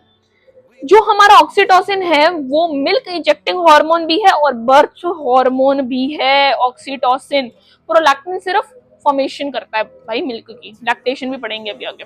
Cortisol, cortisol एक इंपॉर्टेंट हार्मोन है। कॉर्टिसोल क्या करता है, डिसाइड करता है timing of the birth of the fetus, timing of the birth of the fetus.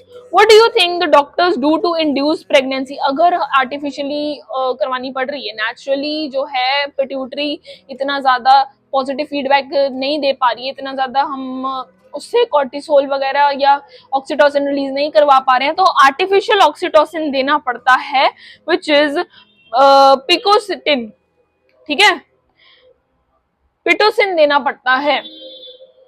Next topic आ जाता है हमारा लैक्टेशन का। लैक्टेशन का मतलब वो सिंपली होता है ब्रेस्ट फीडिंग, और जो ब्रेस्ट फीडिंग के दौरान जो पहले दिन से लेके 3 दिन तक जो मिल्क मदर की बॉडी से आता है वो येलो इन कलर होता है, येलोइश इन कलर होता है, और उसका स्पेशल नेम होता है दैट इज कोलोस्ट्रम। ठीक है यार, अब एक बात समझो ध्यान से, कोलोस्ट्रम की हमने बात कल भी करी थी कि कोलोस्ट्रम स्पेशल मिल्क है जिससे जो मम्मी जो है वो बच्चे को अपने IgA नाम की एंटीबॉडीज देती हैं टू फाइट अगेंस्ट सम, ठीक है, पैथोजेंस, और जो क्या होती है हमारी पैसिव इम्यूनिटी। ठीक है, पैसिव इम्यूनिटी ये लिखा हुआ है which has essential nutrients and antibodies, कौन सी, IgA वाया मिल्क मिलती है। ठीक है, और प्लेसेंटा भी एक एंटीबॉडी देता है, कल करी थी हमने, कौन सी, IgG। तो 2 बॉडीज, तो एंटीबॉडीज तो पहले ही बच्चे को मिल गई, एक मदर के थ्रू, एक प्लेसेंटा के थ्रू, मदर के थ्रू IgA, प्लेसेंटा के थ्रू IgG। यहाँ पे फिर से रिपीटेड चीजें लिखी हुई हैं, अब ऑलमोस्ट हमारा चैप्टर हो चुका है कि मिल्क फॉर्मेशन कौन करता है, प्रोलैक्टिन, मिल्क इजेक्शन कौन करता है, ऑक्सीटोसिन। ऑक्सीटोसिन बर्थ हार्मोन भी है, मिल्क इजेक्टिंग हार्मोन भी है और लव हार्मोन भी है, 3 चीजें हैं ऑक्सीटोसिन। पार्चुरेशन के अंदर क्या होता है, पार्चुरेशन में क्या होता है कि ऑक्सीटोसिन रिलीज होता है एंड एस्ट्रोजन रिलीज होता है, कॉर्टिसोल रिलीज होता है। ठीक है, अगर तो हमारा जो हमारा रिलेशन चलता है वो होता है एस्ट्रोजन अपॉन प्रोजेस्ट्रॉन, और अगर प्रोजेस्ट्रॉन का लेवल कम होगा, एस्ट्रोजन का लेवल बढ़ेगा, तो यानी कि डिलीवरी होगी, तभी होगी डिलीवरी, फिर जो है वो ब्लड आएगा बॉडी से। ठीक है, and with this we are done with our human reproduction वाला chapter. Now let's move on to the reproductive health वाला चैप्टर।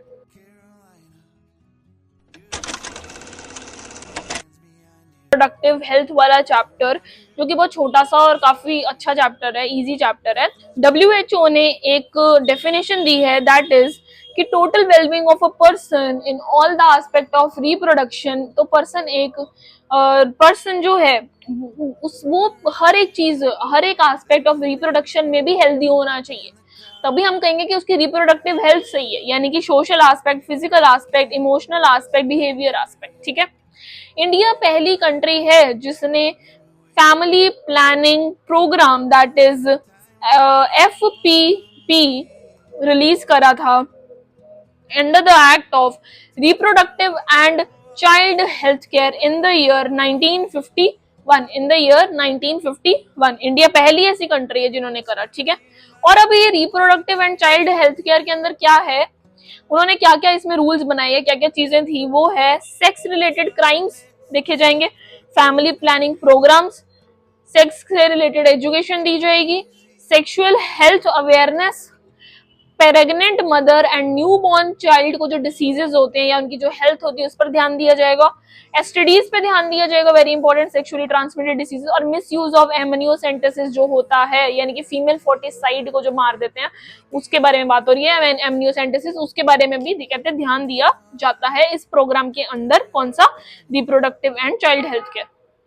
इंडिया दो दो जगह में इंडिया आ गया भाई। इंडिया दूसरी जगह में कहाँ आ गया कि India was the first country to introduce non hormonal non steroidal pill. क्या नाम है उस पिल का यार, किसी को पता है तो प्लीज कमेंट्स में बताते जाओ।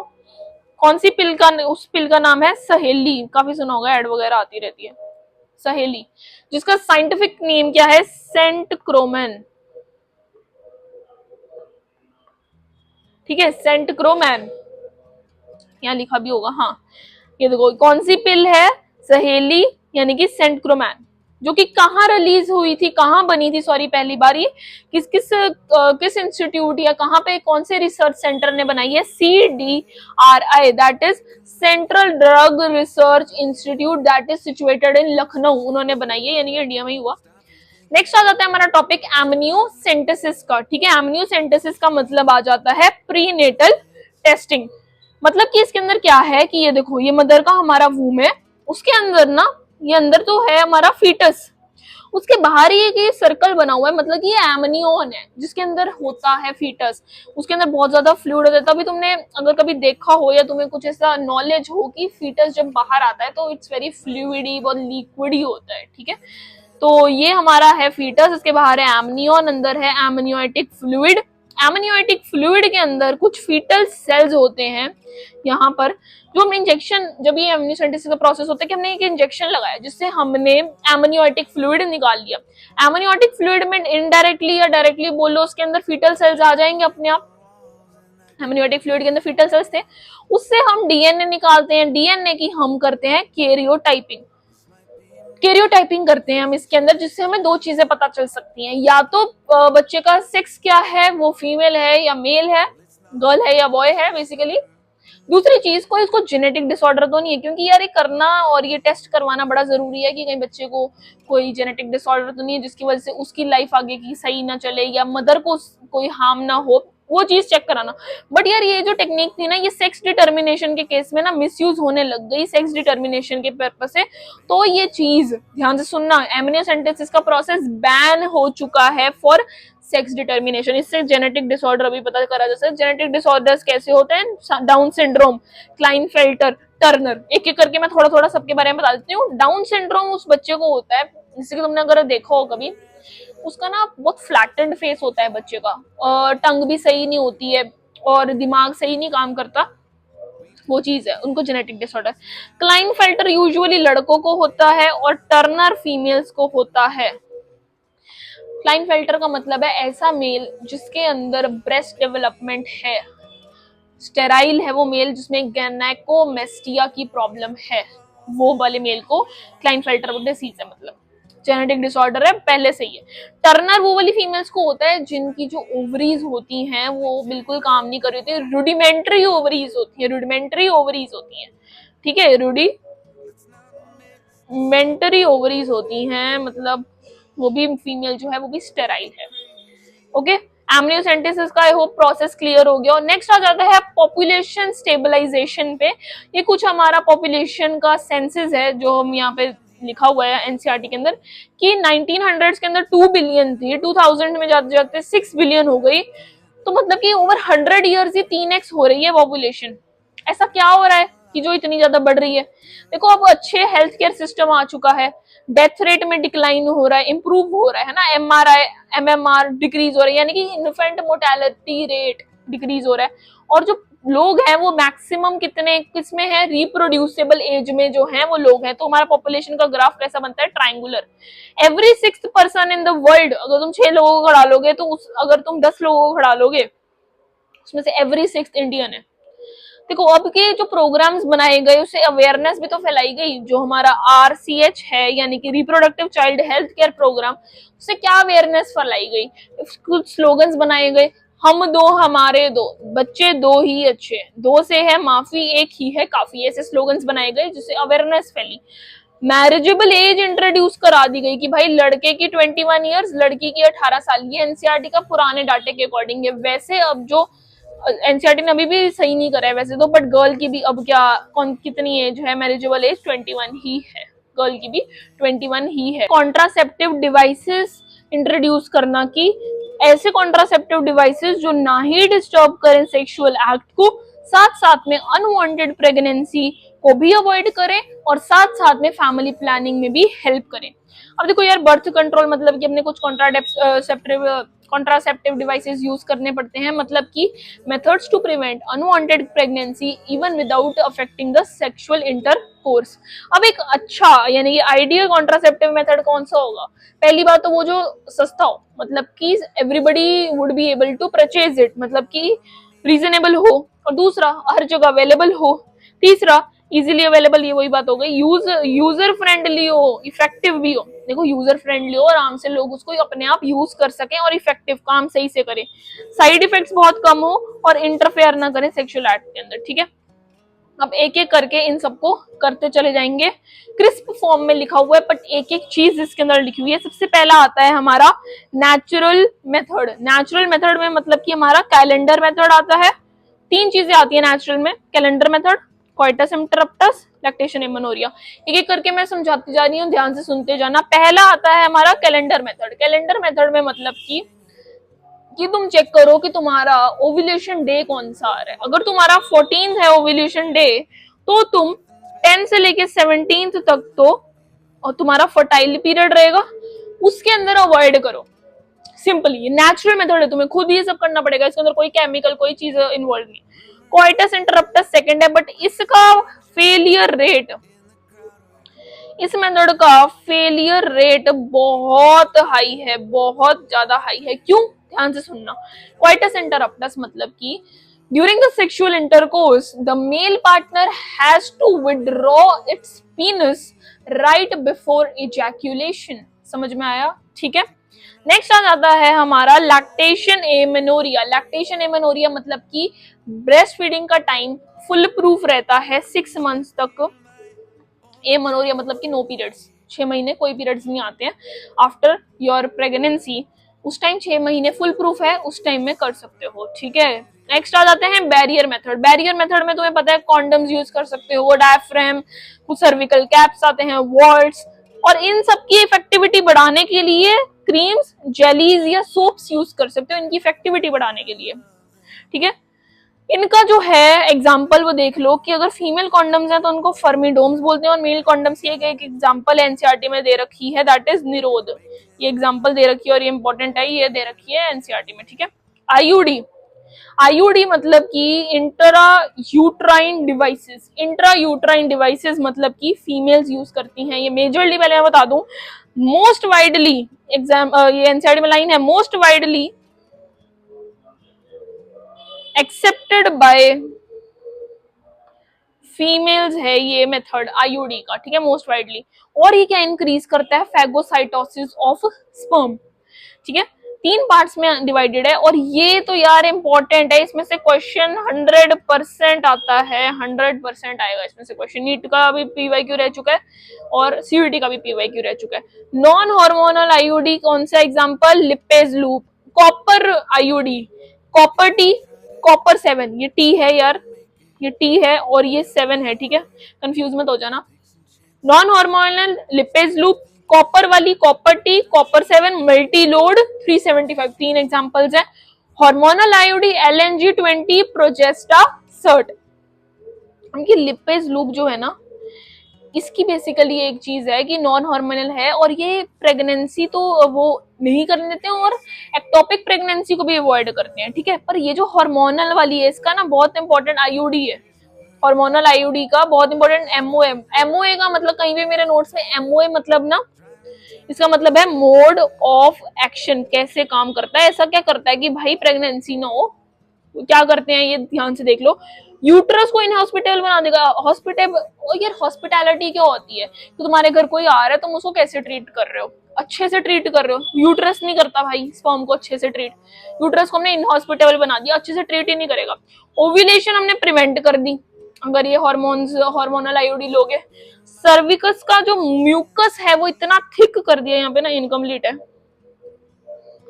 सर्विकस म्यूकस जो है हमने वो बहुत ज्यादा थिक कर दिया, ठीक है, सर्विकस म्यूकस थिक कर दिया। नेक्स्ट आ जाता है हमारा OCP, that is oral contraceptive pills. Pills खाओ यानी कि दवाई ले लो, ओरली ले लो। मिनी पिल, कॉम्बिनेशन पिल। मिनी पिल में मतलब, मिनी पिल का मतलब क्या है? मिनी पिल का मतलब है कि सिर्फ प्रोजेस्ट्रॉन है, ठीक है। कॉम्बिनेशन पिल का मतलब है एस्ट्रोजन प्रोजेस्ट्रॉन दोनों, ठीक है, दोनों ले सकते हो, ठीक है। इसका भी जो एमओए है ना, इसका भी एमओए सेम है हार्मोनल। से नीचे देखना यार, यहाँ पर ना एक टैबलेट का मतलब जो हमारा पूरा टैबलेट का पत्ता होता है ना, वो बेसिकली मैंने बनाया हुआ है कि ये जो पिल्स है वो कैसे आती हैं। देखो उसमें 21+7 का कॉम्बिनेशन आता है, यानी कि 28 डेज की दवाई है। 21 में जो होता है हार्मोन होता है, ये अलग से जो मैंने 7 बनाई हुई ना, इसमें आयरन होता है बेसिकली, ठीक है। इम्प्लांट्स, अब इम्प्लांट्स इंपॉर्टेंट है। इम्प्लांट्स मतलब कि कोई एक ऐसी चीज हमें इंसर्ट करा लेना जिसकी वजह से प्रेगनेंसी प्रिवेंट हो सकती है, ठीक है।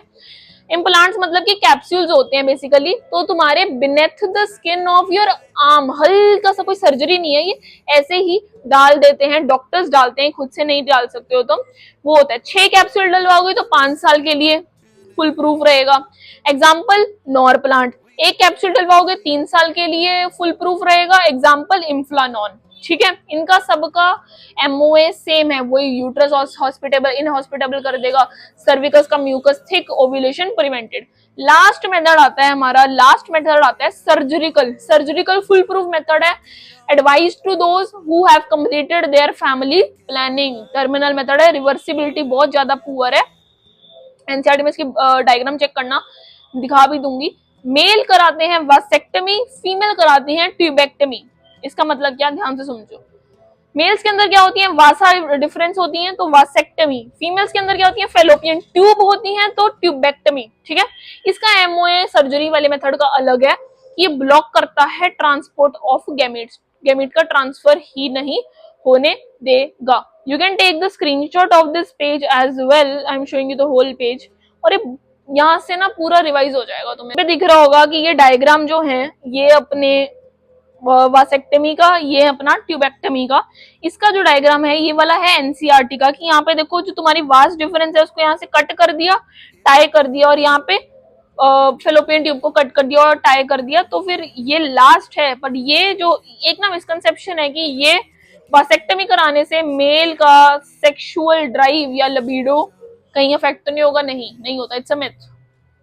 अब आ जाता है हमारा एमटीबी वाला टॉपिक, या उससे भी पहले एक चीज है कि अगर इफ यू हैव अनप्रोटेक्टेड, ध्यान से वर्डिंग्स पे जाना, अनप्रोटेक्टेड सेक्सुअल कोर्स अगर किया है तो फिर भी यू कैन प्रिवेंट प्रेगनेंसी। कैसे? ये बीवाईक्यू रह चुका है कि with in 72 hours of coitus you can या इधर go for IUCD, intra uterine devices, या पिल्स 72 आवर्स के अंदर अंदर। आगे आ जाता है हमारा MTP, that is medical termination of pregnancy. Medical termination of pregnancy इसका मतलब क्या, इंड्यूस्ड एबॉर्शन। मतलब कि जितनी भी हमारे दुनिया के अंदर पूरे 45 to 50 मिलियन अगर प्रेगनेंसीज होती हैं तो उसमें से 1/5 तो एबॉर्ट करा देते हैं। देखो इसका ना बहुत सारे रीजंस हो सकते हैं, वो हम आगे देखेंगे। इंडिया में ये लीगलाइज कब कर दिया गया? अरे यार, बहुतों को अभी भी लगता है कि एबॉर्शन इलीगल है। एबॉर्शन लीगलाइज कर दिया गया था इंडिया में 1971 के अंदर, अमेंडमेंट पास हुई थी जिसमें ये करा गया था। एबॉर्शन जो है it means legal method of birth control. इसको कब करा गया था? 2013 में करा गया था, ठीक है। देखो अब कब सेफ है ये, अभी ये कब सेफ है ये चीज यहाँ पर ध्यान देना, इग्नोर दिस, ठीक है, इग्नोर करो इसको। यहाँ पर देखो कि ये सेफ कब है, फर्स्ट ट्राइमेस्टर में सेफ है बिल्कुल कराना, यानी कि 12 हफ्ते, जब तक 12 वीक्स के अंदर अंदर बिल्कुल सेफ है। तुम्हें सिर्फ एक प्रैक्टिशनर मतलब एक डॉक्टर की सलाह लेकर तुम ये आराम से करा सकते हो, ठीक है, आराम से करा सकते हो। अगर 12 वीक से ऊपर और 24 यानी कि 24 वीक्स के अंदर अंदर भी तुम करा सकते हो। एमटीपी तो अलाउड है बट इतनी सेफ नहीं है फॉर द मदर और द चाइल्ड, मदर के लिए सेफ नहीं है वो, ठीक है। तुम करा सकते हो but it is not that safe. तो 2 प्रैक्टिशनर्स की रिकमेंडेशन लगती है, 2 डॉक्टर से पूछ के करा सकते हो, ठीक है। फर्स्ट ट्राइमेस्टर में सेफ है, सेकंड ट्राइमेस्टर फर्स्ट ट्राइमेस्टर यानी कि 12 हफ्ते तक सेफ है, 24 हफ्ते से पीछे पीछे है फिर भी करा सकते हो बट सेफ नहीं है। 2 प्रैक्टिशनर्स की वो लगेगी रिकमेंडेशन। अब देखो कौन से केसेस में एमटीबी कराया जाता है। रेप केसेस, में कराया जाता है। Pregnancy is harmful to the mother या चाइल्ड, प्रेगनेंसी या तो बच्चे के लिए हार्मफुल है या मदर के लिए हार्मफुल है, तो कराया जाएगा। कोई जेनेटिक डिसऑर्डर पता चल गया है, अमेनियोसेंटेसिस कराई या कोई टेस्ट कराया, कैरियोटाइपिंग कराई और उससे पता चला कि कोई जेनेटिक डिसऑर्डर है बच्चे को, तो एबॉर्शन कराया जाएगा। या फेलियर हो चुका है कॉन्ट्रासेप्टिव का, प्रेगनेंसी चाहिए ही नहीं थी पर हो गई। आगे आ जाते हैं STDs, very important topic, sexually transmitted diseases, और इनका नाम क्या है, रिप्रोडक्टिव ट्रैक इन्फेक्शन, या फिर इसको कह सकते हैं सेक्सुअली ट्रांसमिटेड इन्फेक्शंस। ठीक है, ये होती हैं through unprotected sexual contact. Positive agent कौन कौन से हैं, इसके 3 है, bacteria, virus, protozoan. Bacteria, virus, protozoan. Bacteria कौन सी करता है, गोनोरिया, साइफिलिस या फिर क्लैमाइडोनियासिस, क्लैमाइडोडियासिस। और वायरस कौन सी करता है, हमें पता है, कल भी हमने पढ़ा है, HIV AIDS, hepatitis B, genital herpes and genital warts. मैं तुम्हें एक बात बता दूं कि H³ याद रखना कि क्योरेबल नहीं है, H³ क्योरेबल नहीं है। मतलब कि क्या, एक H for the hepatitis B, दूसरा H for the genital herpes, तीसरा H for the HIV AIDS. ये 3 H क्योरेबल डिसीजेस नहीं है और तीनों ही वायरल हैं, तीनों ही वायरल डिसीज हैं। ये कैसे हो सकते हैं, blood contact, mother to fetus, in needles, ठीक है, या कोई सर्जिकल इंस्ट्रूमेंट, और होते एक और तरीके से तो है ही है फेमस, यानी कि अपना अनप्रोटेक्टेड सेक्सुअल कांटेक्ट। प्रोटोजोन कौन सा कर देता है, ट्राइकोमोनियासिस, ट्राइकोमोनियासिस। कॉमन सिम्टम्स, भाई कैसे पता चलेगा कि तुम्हें कोई एसटीडी हो गया है, तुम्हारे पेल्विक रीजन में कुछ इन्फ्लामेटरी डिसीज होगा, या फिर कोई जेनाइटल डिस्चार्ज हो रहा है, बर्निंग सेंसेशंस फील हो रही हैं, एबॉर्शन हो रखा है, स्टिल बर्थ, इनफर्टिलिटी होती है अगर तुम्हें, है ना, मतलब पीरियड्स नहीं आ रहे हैं टाइम पर, एक्टोपिक प्रेगनेंसी हुई है तो, ठीक है। और ये सबसे एसटीडीज जो हैं, सबसे इसका वर्नरेबल ग्रुप कौन सा है, किस पे कौन सबसे ज्यादा इसके बड़े शिकार कौन है, 15 से 24 साल वाले, ठीक है, 15 to 24 ईयर्स के लोग सबसे ज्यादा वल्नरेबल हैं। ये देखो प्रिवेंट कैसे कर सकते हैं इसको, prevention is better than cure. Limited sexual partners रखो, avoid sexual contact with unknown person या multiple partners, barrier method use करो, in case any doubt contact to your doctor bro, ठीक है। और देखो यहाँ पे मैंने लिखा इनक्योरेबल एसटीडी केड़े हैं, H³ genital herpes, hepatitis B, HIV AIDS, ठीक है। नेक्स्ट आ जाता है इनफर्टिलिटी का टॉपिक। इनफर्टिलिटी मतलब कि ये एनसीईआरटी में तुम कहोगे यार एनसीईआरटी में तो इनफर्टिलिटी दिया ही नहीं हुआ, go check your page, summary वाला पेज चेक करना, उसके अंदर स्पेशल ये डेफिनेशन लिखी हुई है, और यहाँ से क्वेश्चन भी आता है, लिखा हुआ है एनसीईआरटी ने छुपा के, inability to conceive the child even after having unprotected sexual intercourse for 2 years, 2 साल से, ठीक है, तब प्रॉब्लम पता चलती है कि ओ इनफर्टिलिटी की प्रॉब्लम आ गई। अब ये प्रॉब्लम क्यों होती है, कुछ फिजिकल रीजंस हो सकते हैं, है ना, फिजिकल मतलब कि समझ रहे हो तुम कि काफी टाइम से कोई बंदा को पहले से ही कोई फिजिकल प्रॉब्लम है इन दी लेग और इन दी जेनाइटल एरिया, ठीक है, कन्जाइटल प्रॉब्लम हो सकती है, कोई डिसीज है कोई, और ड्रग एडिक्शन में कल भी पढ़ा था कि यार ड्रग एडिक्शन की वजह से बेबी मेल्स के अंदर स्पर्म का काउंट लो हो जाता है, फीमेल्स के अंदर मैस्कुलिनिटी, वो सारे फीचर्स हो जाते हैं, जिसकी वजह से ऑब्वियसली बहुत कुछ अफेक्ट होता है। मेल के अंदर क्या प्रॉब्लम हो सकती है, ओलिगोस्पर्मिया की, एजोस्पर्मिया की या एस्थेनोस्पर्मिया की, ठीक है। ओलिगोस्पर्मिया मतलब लो स्पर्म काउंट, एजोस्पर्मिया मतलब कि नो स्पर्म काउंट, और एस्थेनोस्पर्मिया मतलब कि स्पर्म मोटाइल कम है, लो मोटिलिटी है ऑफ द स्पर्म। फीमेल्स के अंदर क्या आता है कि यार ओव्यूलेशन इरेगुलर है, ब्लॉकेज हो रखी है फैलोपियन ट्यूब में तो आ जाती है, पीसीओडी पीसीओएस है तो हो जाता है, एंड्रोमेट्रियोसिस, वर्ड पे ध्यान दो यार, एंड्रोमेट्रियोसिस मतलब एंडोमेट्रियम की जो है वो इतनी ग्लैंडुलर है, इतनी वैस्कुलर लाइनिंग हो चुकी है एंडोमेट्रियम की कि वहां पर यूटरस के अंदर जगह ही नहीं है अब फीटस के ग्रो होने के लिए, समझ रहे हो। या फिर सर्विकल म्यूकस इश्यूज हैं, कुछ म्यूकस के इश्यूज हैं, इनकी वजह से होता है। और यार ये आजकल ये वाली प्रॉब्लम्स आ क्यों रही है? एजोस्पर्मिया क्यों हो रहा है, एस्थेनोस्पर्मिया क्यों हो रहा है, या ओलिगोस्पर्मिया या पीसीओडी पीसीओएस आजकल इतनी ज्यादा क्यों बढ़ती जा रही है? ये इसीलिए बढ़ती जा रही है क्योंकि स्ट्रेस बढ़ चुका है यार लाइफस्टाइल के अंदर। लाइफस्टाइल इतना सेडेंटरी हो चुका है लोगों का, they have no time for the exercise and everything. Addictions हैं आजकल ड्रग्स के लोग को लेके, इतना ज्यादा ड्रग अब्यूज बढ़ता जा रहा है, और अननोन रीजंस की वजह से भी होती है, ऐसा नहीं है, अननोन रीजंस भी हैं कुछ कुछ, ठीक है। तो ये पूरा इनफर्टिलिटी का टॉपिक है हमारी आर्ट यानी कि असिस्टेड रिप्रोडक्टिव टेक्नोलॉजीज। ये जो आर्ट है ना बेसिकली ये काफी ज्यादा कॉस्टली होती हैं, क्योंकि अगर कोई इनको कराना चाहता है तो पहली बात तो बहुत पैसा लगता है, यानी कि फाइनेंशियल प्रेशर इसमें बहुत ज्यादा है। फाइनेंशियल है तो बंदे के दिमाग पे प्रेशर भी जाएगा, तो मेंटल प्रेशर भी इसमें काफी रहता है। तो पहली टेक्निक आती है हमारी आईवीएफ, जो बहुत कॉमन टेक्निक है, तुमने सुनी ही होगी, that is in vitro fertilization की आर्टिफिशियल मीडियम पे लैब के अंदर, यानी कि अपना इन विट्रो कंडीशंस देके हम एक टेस्ट ट्यूब बेबी बना रहे हैं। तो ये कैसी फर्टिलाइजेशन हो गई? इन विट्रो, ठीक है। फीमेल से हमने क्या लिया?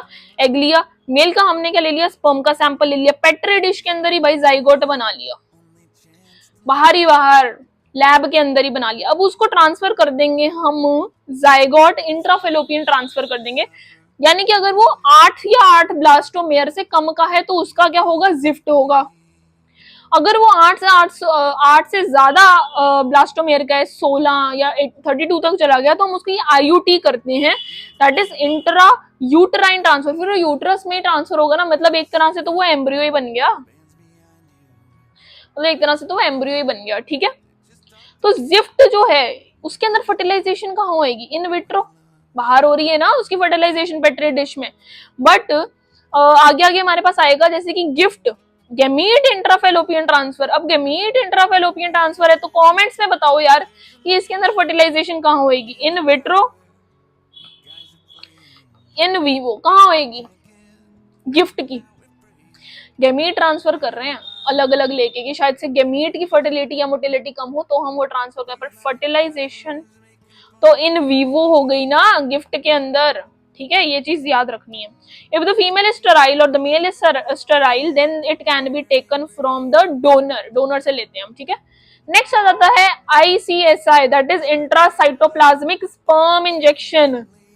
किसी मेल की कोई मेल थोड़ा बहुत कह लो उसकी मोटिलिटी कम है स्पर्म्स की, तो हम मेल की लो स्पर्म काउंट है ना, मतलब उसको उसके पास जो स्पर्म्स है वो उनका काउंट कम है या उनकी मोटिलिटी कम है, इंजेक्शन से बाहर ही एक तरह से IVF करा देंगे, स्पर्म के अंदर जो है, ओवम के अंदर जो है स्पर्म डलवा देंगे। उसके बाद फिर आप उसका चाहे जिफ्ट करो, जो IUT करो, कुछ भी करा सकते हो। Artificial insemination AI, that is कि मेल का स्पर्म सैंपल लिया या तो उसको यूट्रस में डाल दो। आर्टिफिशियली इंसेमिनेट, इंसेमिनेट वर्ड क्या था?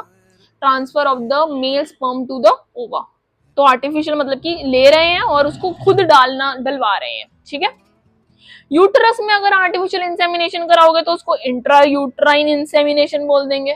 वेजाइना के अंदर इंसेमिनेशन करा रहे हो तो उसको वेजाइनल इंसेमिनेशन बोल देंगे सिंपली। लास्ट टॉपिक है सरोगेसी। सरोगेसी मतलब कि कोई फीमेल तुम्हारी बायोलॉजिकल मदर नहीं है, बट वो अपना वूम यानी कि अपना यूट्रस बेसिकली रेंट कर रही है कि हाँ भाई मैं जो है 9 मंथ्स के लिए प्रेग्नेंट हो जाती हूँ ऑन योर बिहाफ, उसके बदले में वो पैसा लेती है। यानी कि if the biological mother is not ready, या तो बायोलॉजिकल मदर रेडी नहीं है या फिर वो नहीं चाहती कुछ रीजंस की वजह से प्रेग्नेंट होना, जैसे कि बहुत सारी एक्ट्रेसेस है ना, तो उस वजह से या वो कंडीशंस नहीं प्रोवाइड कर पाएगी या उस वजह से भी हो सकता है, तो अदर फीमेल रेंट हर वूम, उसको हम सैरोगेट फीमेल बोलते हैं। इसमें जो स्पर्म है वो कैसे ट्रांसफर करेंगे? आर्टिफिशियल इंसेमिनेशन की मदद से ही तो प्रेग्नेंट करा जाता है ना, ऑब्वियस सी बात है यार। पर जो फादर होएगा उसका वो बायोलॉजिकल फादर होगा क्योंकि उसके स्पर्म गए हैं बेसिकली, ठीक है। अब यार सूरत को ना कहा जाता था capital of surrogacy, Surat was known as the capital of surrogacy, क्योंकि इस बदले में वो मनी लेते थे, ठीक है। और females used to get pregnant every year there, है ना, बहुत सारे ने जिनको पैसों की जरूरत थी या जैसे भी है, तो इसको ना उन्होंने एक टाइप का बिजनेस बना लिया था। अब ये चीज बैन हो चुकी है, ठीक है। Last topic is adoption. Adoption topic है। एडॉप्शन अदर देन आर्ट भी लोग इसके लिए जाते हैं। लीगली अडॉप्ट करो अगर आप बच्चा तो वो सही माना जाता है, क्योंकि there are many children who are looking for the parenthood. ठीक है, बेस्ट मेथड माना जाता है कपल्स के लिए जो पेरेंटहुड के लिए जा रहे हैं, और बहुत सारे बच्चों को भी जरूरत है जो है ना बहुत से जिनके पेरेंट्स नहीं होते हैं, तो उनके लिए तो एडॉप्शन भी होता है। So that's it. We are done with both our chapters of the reproduction. Sexual reproduction वाला चैप्टर एक सेपरेट वीडियो में मैं कवर अप करने वाली हूँ, बिकॉज ये वीडियो ऑलरेडी काफी ज्यादा लेंथी हो गई है। And if you like the session, do like the video, and also thank you so much. If you have not subscribed to my channel, please subscribe to my channel. It will be an honor, and please support. Thank you, means a lot.